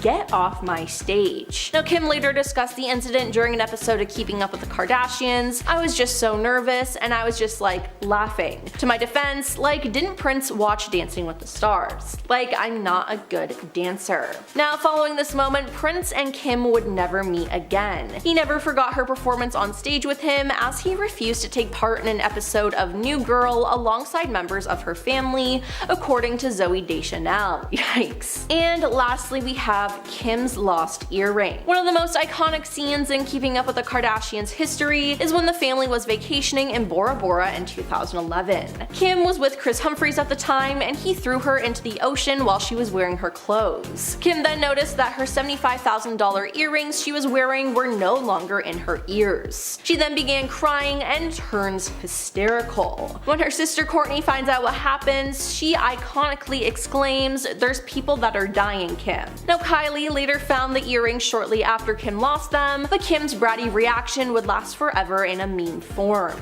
Now Kim explained years later to People magazine why the earrings caused such a reaction. 4 years for my birthday, I buy myself a birthday present and I had upgraded that pair of diamond studs. Worked really hard, I had just gotten them and I didn't insure them. And imagine if you don't insure something and it's gone. I just threw that money away. Then she defended her reaction during E's 10th anniversary special in 2017, telling viewers that while she could see Kourtney's point now, people just don't realize how much those jewels meant to her. Now it's said that Kourtney's relationship with Travis has led to a breakdown between her friends and even her family. I mean, we all saw how it played out with her sister Kim around the time of her wedding. Now fans theorize that the two sisters, whose feud has been documented in the past few seasons of Hulu's The Kardashians, are fighting with each other over the Blink-182 drummer, who admitted to having a crush on Kim before dating and marrying Kourtney in his 2016 memoir, Can I Say? Now in his memoir, Travis wrote that he kept on secretly checking out Kim while he was dating Paris Hilton in 2006. Per the LA Times, he wrote, "I don't care if she's the closet girl, she's effing hot." Now in a new interview with the Los Angeles Times, Travis once again denied ever having a physical relationship with Kim, a claim his ex-wife Shanna Mulliker disputes. "It's like Kourtney's fans are worried about Travis, he's a womanizer, stop it," he said. "I obviously shared all that stuff because I wanted to move past it. It was therapeutic for me." Now he insisted that Kourtney's beef with Kim has nothing to do with his past flirtations. That's her sister, she knows we used to talk, nothing bad was going on. You give people a little information and they think they solve the mystery of this is why they're fighting. It's just so ridiculous. Now during a 2021 Q&A session on her Instagram story, Kim denied rumors that she hooked up with Travis. "No, false narrative," she wrote at the time. "We've been friends for years and I'm so happy for him in court." So they both deny it, but who knows? Now, Kourtney and Kim's feud has been a central plot point in The Kardashians, with the sisters' heated rivalry intensifying as Kim directed Dolce & Gabbana's Milan Fashion Week show 4 months after Kourtney and Travis tied the knot in a wedding themed after the brand in Italy. Now, there were lots of similarities, so it appears that this ignited another feud. In a season 3 episode of The Kardashians, a teary-eyed Kourtney opened up to Kendall Jenner about feeling hurt by the collab in June 2023. She sees everything that I had there and takes it for her own and doesn't even see it. She sees it for the dollar signs, Kourtney said. Now later in the episode, Khloe informed Kim of Kourtney's reaction and was shocked. In a confessional, Kim said she couldn't have handled the situation in a more mindful way. "I said don't do the Madonna collection, don't do the lace collection, don't do anything that Kourtney wore to her wedding," Kim said, referring to her discussions about the show with the Dolce team. "She doesn't know that I have an email string begging them to push it a year." Now Kim wasn't going to stand with what she thought was disrespect and decided to fight fire with fire and point out that Kourtney's Italian wedding had similar aspects to her own nuptials in 2014. During a confessional later in the season, Kim drew comparisons between her 2014 wedding to Kanye West. "I got married in Italy. Am I saying you copied me by getting married in Italy? Who performed at my wedding? Who performed at Kourtney's wedding? Andrea Bocelli," she said. "You stole my effing wedding country and my wedding performer. Andrea Bocelli is my favorite male singer of all time, but I am copying her Dolce Vita lifestyle." Now digging the dagger deeper into her sister, Kim also said Kourtney doesn't have any friends besides her husband Travis. Now Kim's dig came after Khloe said Kourtney told her all of her friends disapproved of Kim's decision to work with Dolce & Gabbana after her wedding. "She's saying every one of her friends, but she doesn't have any friends," Kim said during the conversation. So, Travis. Then in one scene, Kim told Kourtney, "You hate me. Why do you hate me so much and why are you so angry with me? You have a serious vendetta. Now she said this during the Kardashians' wedding special, Till Death Do Us Part, Kourtney and Travis. You hate us, you're a different person, we all talk about it. Now Kourtney clapped back with saying, because I don't need you guys anymore, I don't need to be a part of it. Now it seems like since getting married, Kourtney has wanted to stay away from the spotlight. Now Kourtney has also brought this up before, and it has also caused fights, as Kim claimed that she didn't care about the family as a whole or their careers. Now this resulted in a full-on fist fight with Kim and Kourtney, and it was all documented for the show. It seems like Kourtney now wants privacy with the Barker family, and doesn't want much to do with her blood family. I mean, she is a new mom again now, and it can be a lot, so I completely understand that. She wants to live a life of privacy and doesn't want to be on the reality show anymore, which again has caused rifts between her and Kim. Now Travis and Kourtney started dating in 2021 and quickly bombarded fans with their very public relationship before tying the knot the following year. The pair documented their journey on the Kardashians with their attempts to have a child. Now it worked, and they welcomed their son Rocky in November 2023, 8 years after Kourtney called it quits for good with Scott Disick, with whom she has 3 children with. Now Kourtney had a complicated relationship with Scott as they got together in 2006 and broke up multiple times. Now Scott was known for cheating on Kourtney, and he really struggled with his sobriety. Now they officially called it quits in 2015, but Scott was still around the family. Scott continued to be featured on the show as they navigated co-parenting, and the father of 3 remained close to Kourtney's family. But when the show rebranded to The Kardashians and jumped ship to Hulu in 2022, Kourtney's relationship with Travis was in full force, and Scott revealed that he was no longer as close to his ex, admitting it had been a huge adjustment losing her as a best friend. Now both Travis and Scott appeared on season 1, with Kourtney left furious that her ex feelings surrounding her engagement was a big storyline. Now Scott only made a cameo in season 2, and fans were mad. They wanted Scott back on the show, so it said he made a $2 million deal with Kris Jenner, and he returned for season 3 in May 2023. Now the momager made it clear on Instagram that Scott was going nowhere. Scott will never be excommunicated from our family, she wrote. He's the father of my grandchildren and a special part of our family. We love him, and this is not true. Now he was welcomed back with open arms by the entire family in season 3 and was no longer playing the part of the evil ex, but instead taking on the role of his true self, a devoted father who was an integral part of the Kardashian dynasty. But now that Kourtney is with Travis, it's made things difficult for Scott. Now obviously Kourtney's sisters want Scott around and will always call him a part of the family, but Kourtney seems to have different feelings. It appears that she doesn't want Scott around and that he makes her uncomfortable. A source has revealed that Scott's ongoing relationship with Kourtney's family irked Travis, who was left feeling threatened. Travis made it awkward for Scott to be around the family when he was there. His constant kissing and of Kourtney was his weapon, and he knew that it would keep Scott out of the picture, and it did at the time. Travis needed Scott to know that Kourtney was his now, and as a result, it caused Scott to distance himself from the Kardashians. But with Scott back now, the insider said Travis's game plan to get Scott out of the picture backfired. He knows that the Kardashian family's loyalty lies with Scott. Now Kourtney and Scott's kids are also very loyal to their father and will always side with Scott when it comes to Travis's issues with their dad. Fans have theorized that Kourtney evidently trying to move on in her life in a different direction than her family's is something that they're simply unable to grasp. They're so used to exploiting their business for fame, they can't even fathom one of their own trying to give that up, and instead insist on gaslighting them into thinking they're selfish, one person online wrote. Sources say that Kourtney started discarding everyone in her life when Travis came into the picture, and since then it has gotten progressively worse to the point she doesn't seem to care about associating with anyone from her old life. Kourtney barely talks to Kim and Khloe anymore, aside from when they're filming the show. She has pushed them away and deals with them as if they are her co-workers.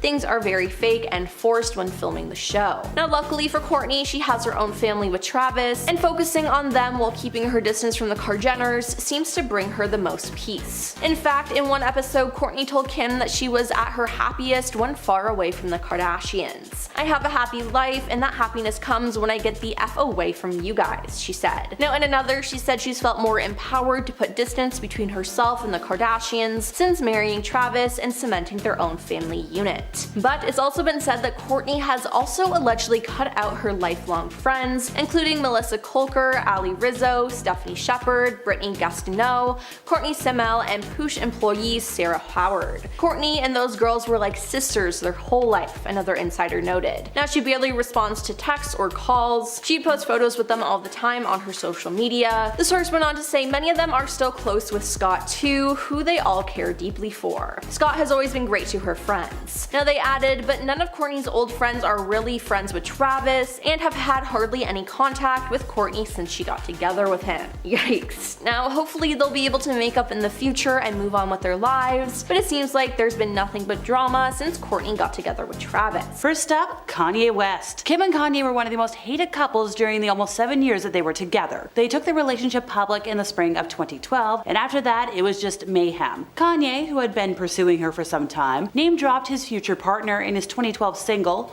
Cold, saying, "And I'll admit, I had fell in love with Kim around the same time she had fell in love with him." By June of 2012, Kim was calling herself a proud girlfriend, and by the end of the year, she was pregnant with the couple's first child, Northwest, who was born in June of 2013. Kanye proposed to Kim in October of 2013, and the couple wed in Florence, Italy soon after. While they were together, Kim and Kanye had more than their fair share of cringy couple moments. Everyone remembers the music video for Bound 2 because it left a lot of people feeling uncomfortable. So during that video, Kanye rides a motorcycle through the desert, and he's joined by Kim, who's completely in the nude. In every single shot. Like, every single one. They're either kissing or caressing each other, which is nearly impossible to watch without cringing. And while their relationship was messy, the divorce was even messier. When Kim moved on with Pete Davidson, Kanye was extremely threatened. So one of the things that Kanye did to mess with Pete was he posted a photo of a fake New York Times cover on Insta with the headline reading, "Skeet Davidson is dead at age 28. Then he made a social media post saying, "Hold your spouse close, make sure they know how much you love and appreciate them, because there is a skeet lurking in every dirty alleyway waiting to help destroy your family. And walk around in Calvin jeans around your children." So after the divorce, it seems like Kanye set out to ruin Kim's love life. Kim and Ray J met when she was working for his older sister Brandy in 2005. Ray said, "To be honest, the whole thing started off wrong. We'd known each other for a while before we dated, and there was a mutual attraction, but she was married. She let me know she wanted to get with me, and after that I kind of felt obligated to be with her." Last year, Kris Jenner went on the Late Late Show with James Corden, where she was strapped to a lie detector and interviewed about the infamous tape that was released in 2007 of Kim and Ray J. Kris denied the years-long speculation that she was involved in its production, and once the results came back, it seemed as though she was telling the truth. Of course, Kim kept up with this narrative too, but neither of them had expected Ray J to respond to the interview. He appeared on Instagram Live with a full presentation to prove that she was lying. He showed screenshots of the text messages that Kanye West had sent him, asking for the original tapes because he had wanted to give them back to Kim. In the messages, Kanye asks if there's a time where the two can meet or talk to discuss the matter further. In response, Ray J said, "I got 2 kids and a tech company. Why would I involve myself in this? I'm so past this, bro. I'm assuming you know the full story from 05, right? How it happened, who brokered the deal, who put it all together, etc." This is when Ray J made the most shocking revelation ever. He said, "Kris Jenner is the one who made us shoot the second tape in Santa Barbara." He then claimed that Kris orchestrated the filming of the last tape and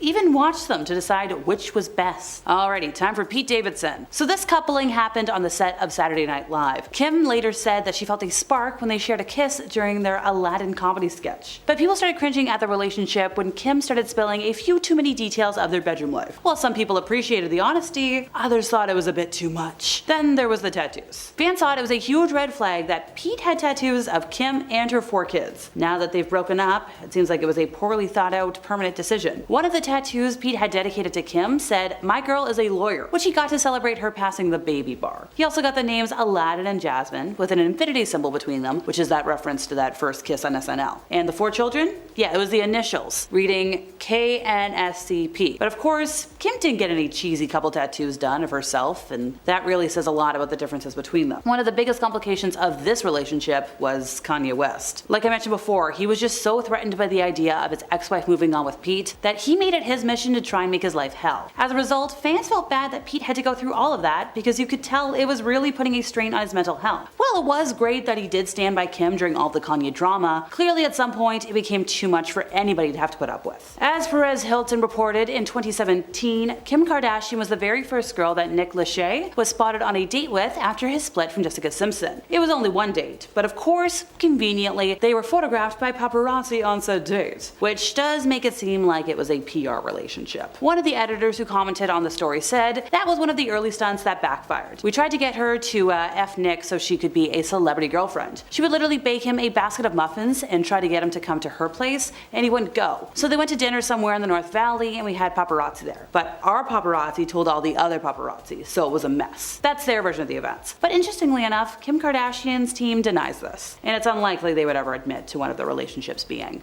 fake. Kris Humphries proposed to Kim on an episode of Keeping Up with the Kardashians after 6 months of dating, and the two wed in August of 2011. 72 days later, she filed for divorce. Kim eventually told Andy Cohen that she knew their marriage was doomed during the honeymoon, but she went through it because of the pressure from getting older. She was 30 years old at the time and thought, "I'd better get married." That 72-day marriage had certainly shown signs that it was going to end quickly. Like a few days before Kim divorced Kris, I think it was day 68, the couple was spotted arguing in their car while out on a dinner date in Hollywood. The newlywed couple was photographed heading back to Kim's car after dinner, and you could see the tension in the air. Kris looked fed up, and Kim was giving her new husband the death stare while yelling and waving her hands at him as the argument was escalating. This very public fight was kind of indicative that their relationship was on the rocks, because, well, that same year, Kim went to file for divorce and get the marriage annulled. The LA Times even reported that Kim had only married him to increase ratings on Keeping Up with the Kardashians. The best part was that Kris asked for a $7 million divorce settlement from his ex-wife, otherwise he threatened to make her endure an ugly public trial. But the NBA star ended up walking away with literally nothing. When speaking about their marriage, Kris said, "Look, I should have known what I was getting into. I was definitely naive about how much my life was going to change. But the one thing that really bothers me is whenever people say my marriage was fake. There's definitely a lot about that world that is not entirely real, but our actual relationship was 100% real. When it was clear that it wasn't working,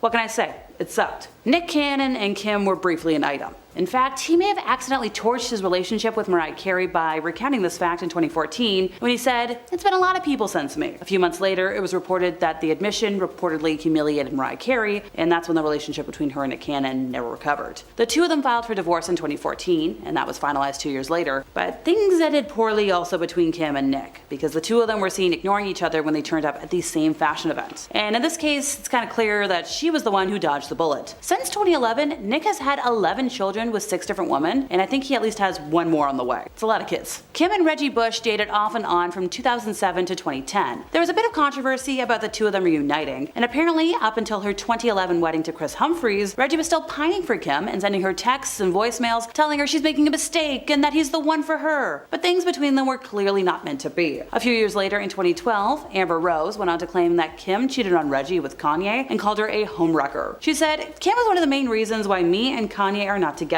She's a homewrecker. They were both cheating on me and Reggie with each other. What an absolute mess." It was reported in April of 2010 that famed soccer star Cristiano Ronaldo and Kim had hooked up during her vacation to Madrid, and they met at an event at the Beverly Hills Hotel. Sadly, by August, he'd moved on, and newspapers everywhere were shooting down rumors that he and Kim were back together. Although it's worth noting that this is not the only sports star she's had a fling with. Kim and Tom Brady have become pretty friendly recently, as it was said that Kim is looking to buy a vacation home in Tom's neighborhood at Baker's Bay and Gulf Ocean Club. This neighborhood is an exclusive members-only residential community in the Bahamas, by the way. She flew to the Bahamas just recently and was spotted touring the resort. A source close to her told Page 6 that Kim and Tom are friendly. She phoned him and asked for his advice on Baker's Bay. She's very familiar with the community, and she's been eyeing property there for quite some time. Other insiders have since come forward saying that they do know each other, but they aren't involved romantically. But hey, if she moves to the neighborhood, maybe their friendship could turn into something more. It was reported in July of 2010 that Kim and Miles Austin looked pretty happy together. They were canoodling all night. He's a pretty shy and low-key guy, so he's perfect for her. Which sounded promising, but of course, the relationship was not meant to last. And whatever it was, it would fizzle by September, leading newspapers to report that they are not getting back together, they are just friends. And sometimes, that's just the way it ends. And last but not least, it was reported in October of 2010 that serial celebrity dater John Mayer had his eye on the curvy Kim Kardashian, referencing a night out that the pair had with friends to see if they would hit hit it off. It was reported that the two of them had been on several dates by themselves after the group situation. But clearly nothing came out of that outing, because by May of 2019, John was denying any reports that he was dating Kourtney Kardashian. It's no surprise though, considering the singer is a bit of a playboy. His reputation as a womanizer definitely precedes him, especially with Jessica Simpson. So that couple dated for a year, but they broke up like several times throughout the relationship. In fact, sources close to the couple told People that things were always on and off between the pair, and they had arguments constantly. Unfortunately, 2006 marked the year that they split for good. The couple was on vacation in Mexico when photos of them arguing in the balcony of their room hit the papers. Jessica looked like she was in tears, as it was undoubtedly a breakup. The news of their split came out shortly after the photos were released, meaning there's a good chance that the paparazzi actually captured the moment when Jessica and John called things off. Off, we have the Taylor Swift phone call. One of the most iconic VMA moments to ever happen was in 2009 when Taylor Swift was accepting her VMA for Best Female Video. Suddenly, in the middle of her speech, Kanye West stormed the stage and took the microphone from her and said the infamous line, "Yo Taylor, I'm really happy for you, I'ma let you finish, but Beyonce has one of the best videos of all time." Now this created a feud, and it appeared that the pair had seemingly made up in 2015 after being seen together at an award show and posting on social media, but that changed in 2016. Kanye dropped his song Famous, which had the line, "I me and Taylor might still have why I made that be famous." Now he claimed that he had Taylor's permission, which she denied. However, Kim stepped in to defend her then husband, saying that Taylor totally approved that, and then went a step further by releasing a video of a phone call between Taylor and Kanye in which you can hear them discussing the song in question. Kim then made the internet turn against Taylor and had people flood Taylor's comments with snake emojis. Taylor then went into hiding, but in 2020 it was revealed that the video Kim had posted was edited. Taylor then broke her silence about the video through an Instagram story where she lightly shaded Kim by writing that she was telling the truth the whole time and that somebody, aka Kim, edited and manipulated it to frame her. Since then, a lot of people have turned on Kim and Kanye, and they hate them for trying to frame Taylor. Next up is her robbery. In October 2016, Kim was robbed at weapon point in her Paris hotel room, with around $10 million worth of jewelry being taken. Kim had been staying at the Hotel de Portels for Paris Fashion Week when the masked men broke in. They tied her up and duct taped her mouth and eyes shut. Then, during a sit-down interview with David Letterman in 2020, Kim described the evening as 7 or 8 minutes of torture. Thankfully, Kim did not sustain any physical injuries during the heist, but she was left mentally scarred by the ordeal and had flashbacks and anxiety attacks. It was later revealed that the intruders, a group of men in their 60s and 70s, had been planning the burglary for 2 years before the attack and had used her social media pages to organize the heist in its entirety. French police said that Kim's use of Snapchat may have alerted the robbers to the jewelry that she had with her in Paris, as well as the fact that she was in her hotel room alone. Then there's Kanye harassing her. So we all know that Kim harassed Taylor Swift, but Kanye West ended up harassing her, giving her a taste of her own medicine. On February 7th, 2022, Pete Davidson publicly called Kim his girlfriend for the first time in a video interview with People. "I either just hang with my friends or chill with my girlfriend inside," he casually told the outlet. Then they became more public with their relationship, but in August 2022 they broke up. According to E! News, who first broke the story, the pair's busy work schedules and being long distance contributed to their decision to part ways. Now, part of this breakup probably though had to do with Kanye. It seemed like Kanye was obsessed with this couple. Kanye wrote a song about Pete and how much he hates him, and in the music video he literally ended Pete's life. He bullied Pete all over the internet and went on tangent after tangent on social media about Kim, often leaving her in tears. Now let's talk about North West. Kim's first child, North West, sure is something. She's pretty much a copy of her father, Kanye West. Kim has shed light on North's outgoing personality and admitted that she takes after her father, who is certainly no stranger when it comes to pushing boundaries. Kim said, "Absolutely, I mean North West is Kanye West's daughter. Forget that, she's his twin." She's blunt with her mother, telling her when her outfit looks bad, and she tells people her mom's secrets. Now when speaking about North on her show, Kim said, "North is really special and smart and creative and definitely beats to her own drum. Her personality is really silly." She continued continued by saying, Kourtney always says that North is my lesson on this planet. It means I'm supposed to learn more patience. She teaches me patience. She has taught me a lot about life. Now it seems like North could be her karma. Moving on to her rough pregnancies. Kim has 4 children, but she only gave birth to 2 of them because of her rough pregnancies. For her last 2 children, she ended up getting a surrogate because it was too dangerous for her. During her second birth, she suffered from placenta erecta, the same condition she experienced with her first pregnancy with daughter North. Now, the reality star opened up about her past pregnancy complications in a post on her website when discussing her concerns about childbirth the second time around. She said, "I was able to get pregnant through that with my son Saint, and then I had 2 embryos left. I had the same condition, same awful delivery that I had with my first daughter," she said in the video. After that, I had to have 5 different operations within a year and a half to fix the damage that all of that did on the inside. Now, both children she birthed were happy and healthy though, and going for a surrogate for the next 2 was probably a good idea. Then there's being called out for Photoshop. Kim has been called out for photoshopping her photos for years now. Now, one of the most shocking times was when she photoshopped photos of her own daughter and nieces, which is just crazy.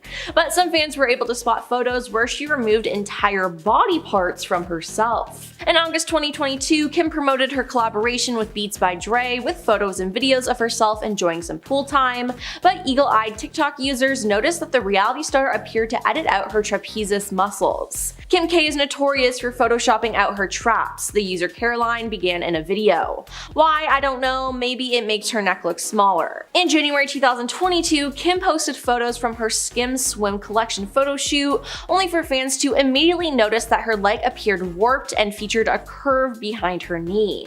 "Kim, what happened to your leg?" one fan commented, while another hinted on Twitter, Kim, your right leg is." The reality star was quick to delete and then repost the photo without the error, but her followers were quick to take screenshots of the mishap. Now let's talk about the fake flower. In 2012, Kim created a new fragrance and had a launch party for it, but things didn't go as planned. Someone unleashed a flower bomb on Kim, ruining her outfit and yelling what sounded like "lousy fur hag." Now, at the time of the attack, it was speculated that a PETA activist had thrown the flower, as the organization previously condemned Kim's former love of real fur. But recently, Kim's former media strategist claims that her infamous 2012 flower bomb attack was actually a manufactured media moment. A PR professional who worked with Kim starting around 2005 claimed that the incident was an inside job, according to the British Channel 4 documentary, The Kardashians' Billion-Dollar Dynasty. Now, sources close to the situation told the Post that Kim was never aware of the move and placed the blame on PETA, the animal rights organization that was originally speculated to be behind the incident. But it wouldn't surprise me if she was behind this, as her career was just starting out and it would give her more media coverage. On to the Met Gala dress drama. When Kim arrived at the 2022 Met Gala in the Marilyn Monroe dress, she revealed that she had to lose 16 pounds in 3 weeks in order to fit into the gown. Now, following this, many slammed Kim for appearing to promote a toxic and dangerous mindset about body image and weight loss.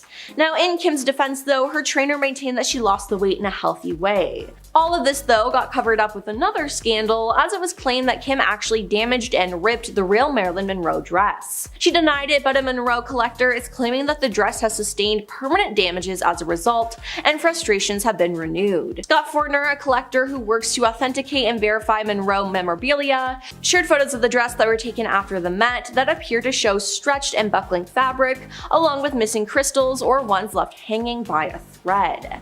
Up next is being kicked off the stage by Prince.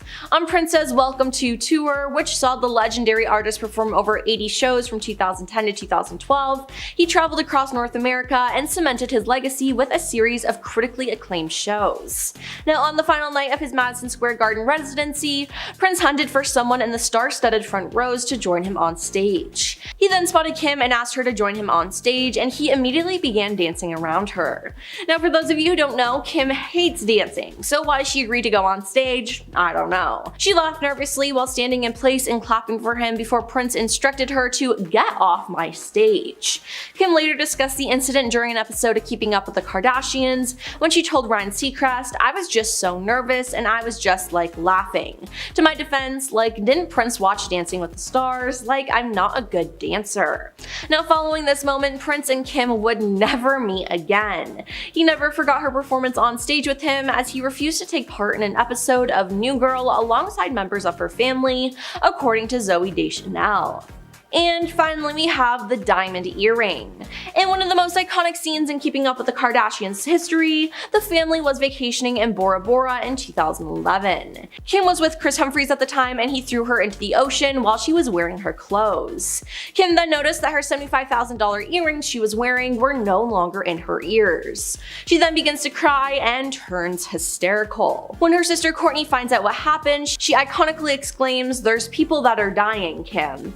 Now, Kim explained years later to People magazine why the earrings caused such a reaction. She said, "For years for my birthday, I buy myself a birthday present and I had upgraded that pair of diamond studs. I worked really hard, I had just gotten them and I didn't insure them. And imagine if you don't insure something and it's gone. I just threw the money away." At number 10, Kim's nannies. Kim Kardashian is arguably the most famous of the Kardashian sisters and also seems to be the busiest. For example, Kim has 4 kids, a skincare line, her Skims brand, she's attending law school, co-founded an equity team, and recently even hopped on the podcast train. And that's all on top of filming their new reality show on Hulu. You may be asking yourself, how does one woman do all that by herself? She pays people to do it for her, duh. Kardashian has multiple assistants and nannies to help her stay above the overwhelming workload, but has been known to treat them as lesser than her. For instance, on several occasions, Kim and her daughter North would go to lunch accompanied by their nanny, but Kim made her not only sit at a separate table away from them at the restaurant, known to make her nannies walk at least 10 feet away from her at all times. If they walk near her or attempt to walk side by side, apparently she blows up on them behind closed doors. Needless to say, she has had many nannies over the years and has probably made them all cry at least once. At number 9, Kourtney in general. While Kim may not be the best boss in the world, it's Kourtney who is known as the absolute worst boss of all time. According to former nannies, Kourtney was by far the worst Kardashian to work for. Not only is she a neat freak, needing every single thing to be exactly where it should be, she's also known for being surprisingly cheap, even once calling a different grocery store while she was shopping to compare the price of a chicken breast, because if anyone needs that extra 99 cents, it's Kourtney. But this isn't the worst thing she's done. One time, Kourtney's daughter had bitten a nanny so hard that she had to quit, but instead of letting it go and taking responsibility for not teaching her daughter how to treat people, she berated the nanny, telling her she should have said something to her daughter in the moment. Because it makes sense to blame the woman you're paying to raise your kid instead of the kid herself to prevent future incidents. At number 8, toxic chemicals. Kylie Jenner is the youngest of the Kardashian clan and is extremely successful for her age. In 2019, she made the cover of Forbes magazine as the youngest self-made billionaire, following the successful partnership between her cosmetic brand and Ulta Beauty. I'm not sure Forbes knows what self-made means, but this collaboration would allow Jenner's brand, previously only available online and at pop-up stores, to be placed on shelves in Ulta's 1,000 plus stores. This is unfortunate considering the true nature of just where those products come from. Many employees at the factory that mixed and packaged her makeup and beauty products have been reported that they were never given proper safety equipment that one would require to do that job. They were only given hairnets, lab coats, and safety goggles, leaving their hands and face completely exposed. Workers would regularly report migraines and mild chemical burns on their hands. I know they say beauty is pain, but I don't think this is what they meant. At number 7, Victoria. Victoria Valero has been Kylie Jenner's close personal assistant since 2015, but the pair go back to 2014 when Valero was interning as a personal assistant for Kris Jenner. After gaining the family's trust, she was hired as Kylie's house manager and soon after became her personal assistant. Victoria and Jenner became very close over the years, and she was even present at the secret birth of Kylie's daughter Stormi. You would think with being so close to the family, it would be through thick and thin, right? Well, all good things must come to an end as Victoria quit quit in 2019. Many fans allege that she had quit to focus on becoming an Instagram influencer, but that was far from her real reason for leaving. Being around that family means seeing a lot of stuff and doing a lot of stuff. Victoria was basically in charge of scheduling Kylie's life. Booking appointments, meetings, massages, all of this is stressful enough, basically being a 24/7 gig, but the job was also very degrading, with Kylie even having Victoria pull out a stool and set it up outside so that Kylie could get out of her car smoother. I think anyone in their right mind would want to get out of that job as soon as possible. At number 6, GoFundMe. In March 2021, Kylie shared an Instagram post asking for prayers for one of her makeup artists, Samuel Rhoda, with the post redirecting fans to a GoFundMe page where they were asked to donate money to cover his medical bills for an upcoming surgery. That's right, the woman who got a feature on Forbes' top 60 self-made women list was asking her fans to donate some of their money. Why would Kylie herself not just use some of her billions of dollars to cover the bills? Well, she went online to claim that her and Sam didn't know each other on a personal level. She had worked with him a few years prior and thought he was a sweetheart. Supposedly, her current makeup artist had shared a post about Samuel's accident, which included a link to a GoFundMe campaign created by his family. She went on to let fans know that she herself donated $5,000. Okay, sure, that's a ton of money to most of us, but for Jenner, that's like $5. Something tells me the surgery would be a lot more than that. This is just another instance proving Kylie is the worst, because I know she would drop more than that on a purse. At number 5, the lawsuit. In March of 2021, a lawsuit was arranged by several of Kim's former employees. The plaintiffs claimed that Kardashian failed to pay them overtime, cover expenses, and provide legally mandated breaks. The employees also never received actual pay stubs or any proof of payment whatsoever. They were also made to purchase everything out of pocket, and one plaintiff was even fired on the spot for simply addressing his concerns to Kim. Then, when the rest were eventually let go, they received no type of severance package or pay of any kind. It was also uncovered that Kim would keep 10% of all their earnings for tax purposes, but failed to report their employment to tax authorities. Kim argued that she couldn't be held responsible because most of her employees were apparently hired and paid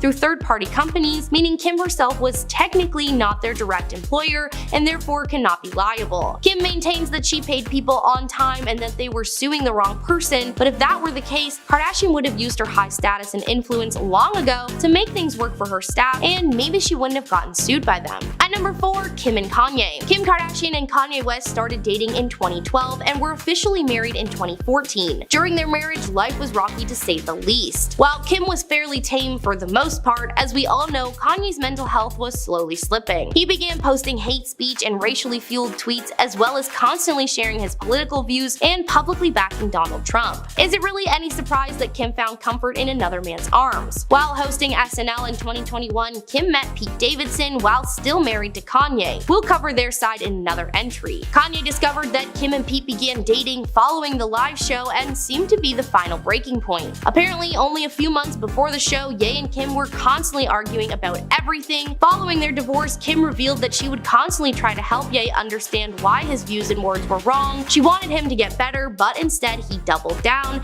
and filed for a divorce. Kim is now happily single and received joint custody of her 4 kids, so it's a win-win for the Kardashian clan and for Kanye. At number 3, they don't pay. While the Kardashians have had their problems with staff individually, there seems to be one specifically toxic trait the family shares as a unit. They don't pay people. Former employees have come forward over the years calling out the family for not paying them fair wages and no overtime hours. The Kardashians don't cover expenses including gas, food, rent. Everything is out of the employee's pocket with zero money coming back. To make matters worse, the Kardashians would not pay them on set paydays, meaning you just got paid when you got paid and had to deal with it. You would think with the family being one of the richest in the world that they would at least pay the people that help run their lives. While they have a massive staff of people cooking their food, folding their clothes, and raising their children, they barely even acknowledge their existence. Just imagine what would happen if the staff decided to walk out. The family would crumble in less than a day. At number 2, paid in exposure. When Andre Turbia, famous YouTube animator and content creator, was asked to work with Kylie Jenner, he thought that his life would change forever. He was under the impression that the collaboration would grant him a huge amount of money, possibly a guest spot on a reality show, and maybe some shoutouts online via Instagram and Twitter. However, when Andre brought up the topic of his compensation to Jenner, she responded with, "The company doesn't really have a budget right now, so we're going to have to pay you in exposure." Like, hey, that's cool, but you can't cook exposure in a frying pan and eat it for dinner, nor is it a currency accepted at most gas stations or banks. And by exposure, she meant Andre's name being in a small print underneath her content. Andre did what anyone in their right mind would do in that situation and refused to work with her, telling her to take that exposure and shove it where the sun don't shine. And at number 1, lied about their wealth. Oh, not enough proof for ya? Well, here you go. As mentioned earlier in this list, Kylie Jenner made the cover of Forbes magazine in 2019 as the youngest self-made billionaire, following the successful partnership between her cosmetic brand and Ulta Beauty. Well, it turns out that wasn't really the case. Jenner allegedly sold half of her company, Kylie Cosmetics, to beauty giant Coty in a deal worth $1.2 billion. This was huge and considered one of the greatest celebrity cash outs of all time. But the first rule of being a famous person is, if you can help it, try not to lie. Especially to Forbes magazine, who did some digging and revealed that Jenner was actually inflating the size and profit margins of her business. It turns out the cosmetic brand was on a much smaller scale than originally thought. As it was uncovered, Jenner only actually made around $314 million after taxes for the company. Several financial advisors backed up the story, claiming that they were berated into complying with the lie and made to help maintain the numbers for the public. Mother of the family, Kris, even played a key role in gathering false business documents to send to Forbes, making her company appear to be in the billions. Remember, if you can't figure something out, just ask mom. Number 10. Chloe Grace Moretz. Chloe got into it with Kim when she posted a birthday pic mirror selfie in 2016. Like most things Kim Kardashian does, the internet went crazy with supporters and protesters. Even a ton of celebrities felt the need to chime in and tell Kim how they were feeling. Chloe posted to Twitter telling Kim that she truly hopes she realizes how important setting goals are for young women, teaching them that women have more to offer than just their bodies. Not one to let anything go, Kim responded saying, "Let's all welcome Moretz to Twitter since no one knows who she is."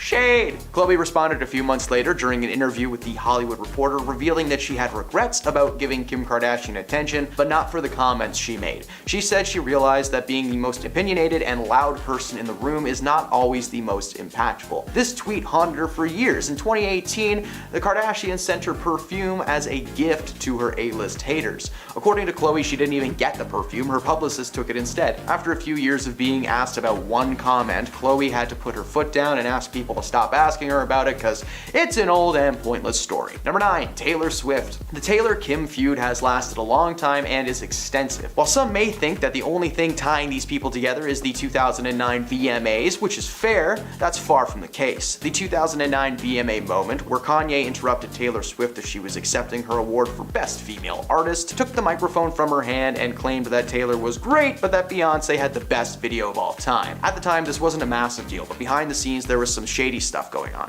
When Kanye and Kim were still together, they were a toxic combination, so toxic that they thought it'd be a great idea to write a song where they literally call Taylor a word that rhymes with snitch and use her name. Later on in 2016, Kanye claimed that he was given permission to use the lyrics and was backed up by his wife Kim after she posted a clip from a phone call that took place between themselves and Taylor. Now, after the internet saw this, it was irrefutable evidence that Taylor Swift was lying, and the online feud quickly dissolved. However, in 2020, the unedited version of that phone call was released, and West did not ask Taylor Swift about the lyrics at all, and Taylor was forced to respond on her Instagram by saying simply that she was telling the truth. At the time they wrote the lyrics and made the phone call, the bit about Taylor being a snitch hadn't even been written yet. Thankfully for Kim, she split from Kanye, but the phone call just proved that Kim is a liar and only wants to be famous no matter what it takes. Number 8. Naomi Campbell. Kim Kardashian has rubbed a lot of people the wrong way, from restaurant employees to her staff and supermodels. In 2014, Naomi Campbell appeared on The Morning Show, where she was also asked about her thoughts on Kanye West and Kardashian's Vogue cover. Campbell seemed very hesitant to give an honest answer, doing her best to skirt around the issue while still giving enough information to viewers for them to realize that she was definitely throwing some shade at Kim, literally saying that she did not want to comment. When pressed about the answer, Campbell explained that she is a fashion model and she's been working for 28 years, and when you get a Vogue cover, it is a build in your career. It's a stepping stone to achievement, she said, suggesting that Kim did deserve the cover and had literally no further comments to make. Considering what she could have said, Campbell handled the situation pretty well and with a ton of respect, but Bloggers attempted to add fuel to the fire in April 2019 when they started accusing Kardashian of stealing Campbell's most notorious red carpet looks. Kim set the record straight, saying that in this case, imitation was the sincerest form of flattery. According to Kim, herself and Naomi had talked about this before any clothes were worn, and the pair also created a short film with Cher in 2020. So either they patched things up or they kept it together for Cher, which I would do as well. Number 7, Bette Midler. Kim's birthday suit mirror selfie caught the attention of a lot of celebrities. One who chimed in just completely out of left field was Bette Midler. Bette is an incredible woman, well known for her music career. She is also a fantastic actor who is probably most universally known as Winifred Sanderson from the film Hocus Pocus. Bette posted on Twitter weighing in on her feelings about Kim, saying that Kim Kardashian tweeted a birthday suit selfie, and if Kim wants us to see a part of her that we have not seen yet, she's gonna have to swallow a camera. That is legendary. What a great roast. Please get this woman on the dais of the next Comedy Central celebrity roast as soon as possible. Kardashian commented back with a joke of her own, asking Midler to send birthday pics of her own, even though it was past her bedtime. Get it? Cause she's old? Ending the comment with the hashtag, just kidding. However, a few minutes later, she posted another, more sinister comment saying, Bette Midler, I really didn't want to bring up how you sent me a gift a while back trying to be a fake friend and then come at me. Kim's terrible, eh? But she did not have the last laugh. Bette responded to the comment telling Kim that she has never tried to be a fake friend. Looks like anyone can take a selfie, but not everyone can take a joke. Which is very true. How are you going to write the first joke about her being old, and then before she even responds to that joke, you comment again saying like, you know what, I wasn't gonna bring this up, but why not? That's a terrible way to start a conversation and a terrible thing to do. Number 6. Pink. A lot of celebrities seem to be upset and annoyed when Kim Kardashian posted that birthday suit selfie, and one of those powerhouse musicians was Pink. She took to Twitter to comment on Kim and her photos, shading her selfie and tweeting a photo of a note that she wrote pertaining to women. She wrote, "Shout out to all of the women across the world using their brains, their strength, their work ethic, their talent, their magic that they were born with that only they possess," and continued that it may not ever bring you as much attention or banknotes as using your body, your orientation, your identity, but women like you don't need that kind of attention. Pink does not hide her feelings, so when she came onto a show called Watch What Happens Live with Andy Cohen, a fan asked her if her post was in fact in reference to Kim Kardashian, and Pink did not hesitate and said yes. Kim had apparently gone in on Bette Midler, and according to Pink, if you mess with Bette, you'll be hearing from the Pink. Number 5, Miley Cyrus. Miley is no stranger to a raunchy post or two, but when Kim Kardashian posted those birthday selfie pics that everyone seems to be upset about, it didn't go over well with Miley either. Her issue was not with the photo itself, but instead of the amount of attention that the photo had received. Miley was even prompted to create her own Instagram post addressing the issue. The pics from Kim became such a phenomenon that Miley just couldn't ignore it, in her words. Taking to Instagram, Miley posted a Kim-moji of Kim Kardashian's famous booty, clearly trying to let everyone know who she was talking about without actually posting any pictures of Kim Kardashian. She also included a caption addressing the feud, calling those involved tacky. Instead of asking the world to just straight up stop celebrating Kim, she attempted to shift the focus to celebrating women in general, posting to her Instagram asking women to celebrate each other, writing, "Why don't we overly fortunate women come together and try to create and bring jobs to other women in desperate need of them, so that they can support not only themselves but their families as well." Kim never responded to that post or showed any support of any kind for Miley, and eventually the world moved on to something else, but the message Cyrus was trying to share is one worth noting. Number 4, Sharon Osbourne. Sharon is no stranger to controversy herself, being fired from her views on The Talk, but that did not stop her from being one of the celebrities that vocally trashed Kim's mirror pics. Sharon even went so far as to recreate the photo herself in support of Kim, writing #liberated. However, while the photo is still up, she seemed to go back on her statement in 2017 when she berated Kim for the revealing photo. She wrote that Kim says she is doing everything in the name of feminism, but that this was not that. She said in reference to the Kardashian women as a whole that these women live off their bodies, half of LA has been through them, and everything they do from the tapes to the plastic see-through dresses and gym wear are all about sex and not female progress. Kardashian responded to the post saying that she never exclusively said that anything was in the name of feminism. Instead, she said she posts body-barring pics because she said, "I like how I look and I feel proud when I've lost all the baby weight," and she posts it because she feels like posting discussing it and feels powerful. Those are her words. Number 3, Beyonce. Considering Beyonce and Kim run in similar circles thanks to their Hollywood connections, their former rap husbands who were friends, and entrepreneurial backgrounds, you would think that these people get along, but apparently that is very far from the case. Rumors about Kardashian and Beyonce's feud started in 2014 when Jay-Z and Beyonce didn't show up to Kim and Kanye's wedding. Fans, being the way that they are, started launching rumors left and right, flooding the internet with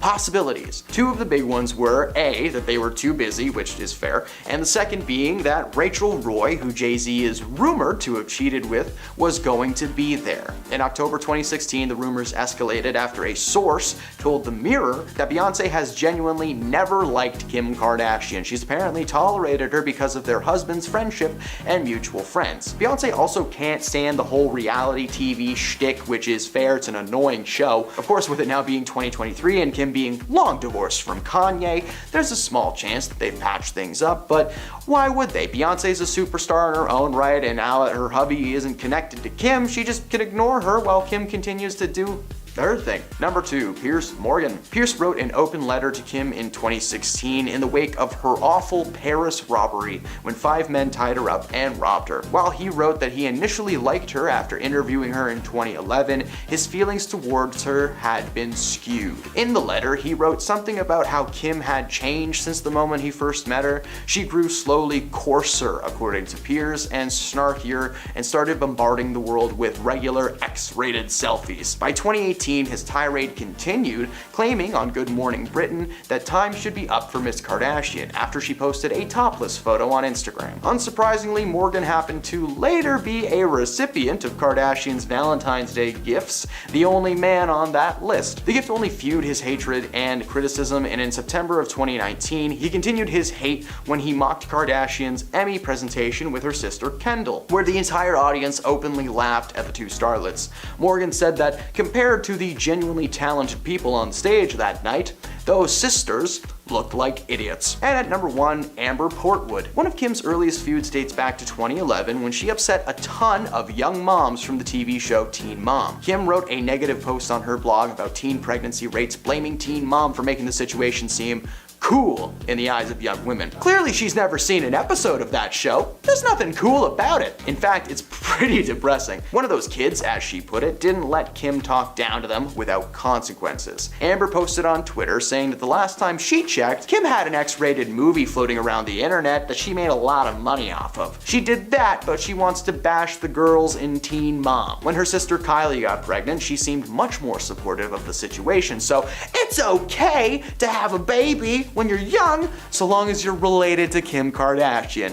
May that be a lesson to all of you. At number 10, we have Anna Wintour. Their shady feud started back when Anna put Kim and Ye on the cover of Vogue. They were in their wedding attire and flaunting their new marriage. Obviously, a lot of high-class readers were really unhappy about this, and it caused a lot of outrage from people. But Anna clapped back, saying that if she always put tasteful people on the covers, it wouldn't be nearly as interesting. And all the outrage from people got more people talking about the magazine and would boost sales. Well played, Anna. Very well played. And that's not where their feud ends either. Anna was less than impressed with Kim's appearance at Paris Fashion Week, and she was even more upset at the fact that she showed up almost 50 minutes after it began, then tried to weasel her way up to the front to sit next to Anna. So, being the classy lady she is, she moved over a seat and faced her body language away from Kim and didn't acknowledge her existence.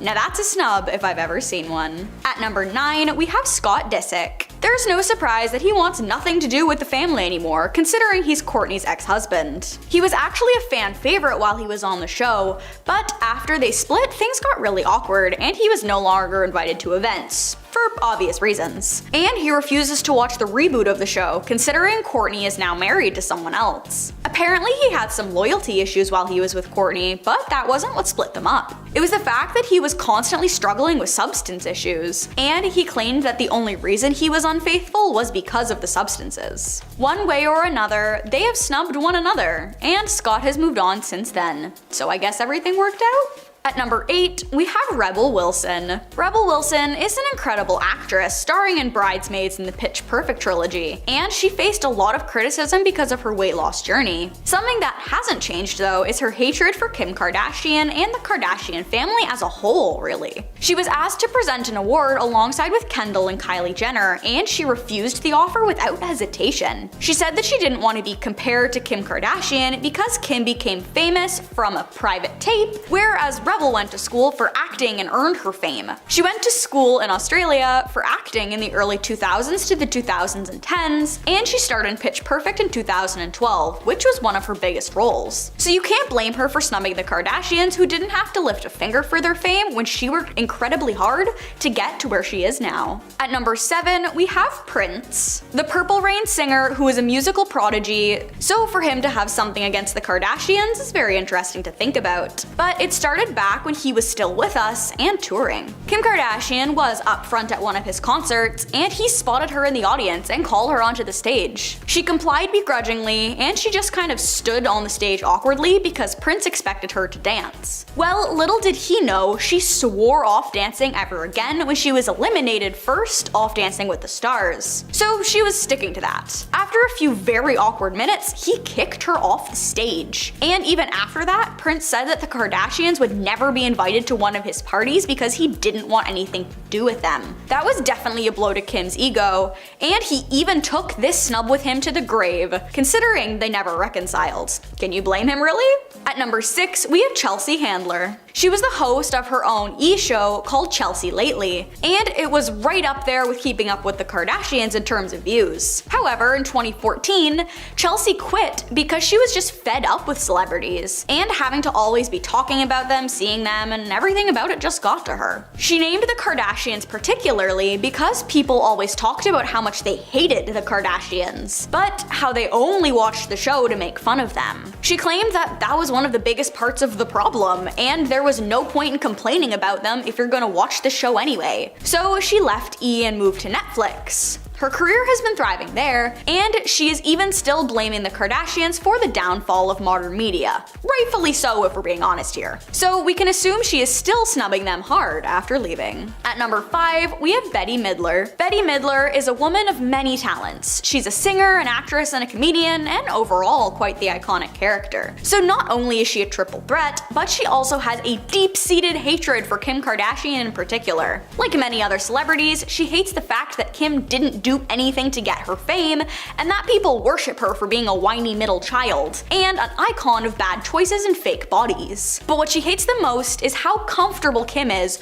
with showing off her full body online and acting like it's the most normal thing in the world. When Kim posted a fully nude photo to her Instagram, Bette snapped back on Twitter and said that if there was a part of Kim she wanted the whole world to see that we haven't seen already, she would have to swallow the camera. Kim attempted to get back at her with harsh words and snide remarks, but Bette had already won because she did have a better point. After this, we can assume that Bette snubbed Kim since she really had the last laugh. At number 4, we have Amber Rose. Amber has been snubbing Kim for years, considering she blames her breakup with Kanye on Kim. But I'm getting ahead of myself. Back when both Kim and Ye were in long-term relationships, they claimed that they were just friends.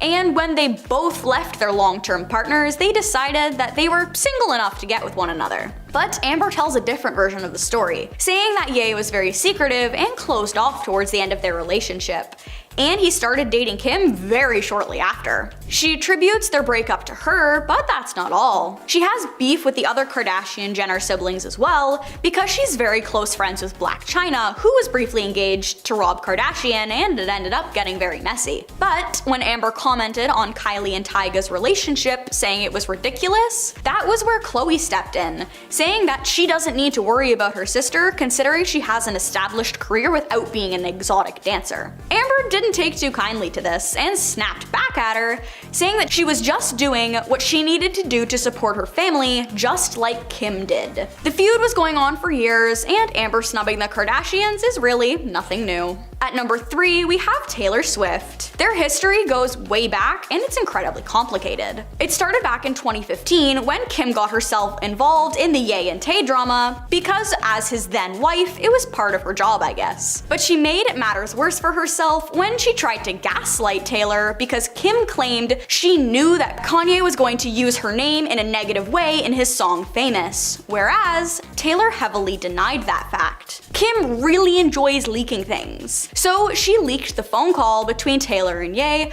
talking about the release of the song, and everyone sided with Kim for years, until Taylor got access to the real phone call, full and unaltered, and posted it so that she could prove that it was in fact Kim who was in the wrong.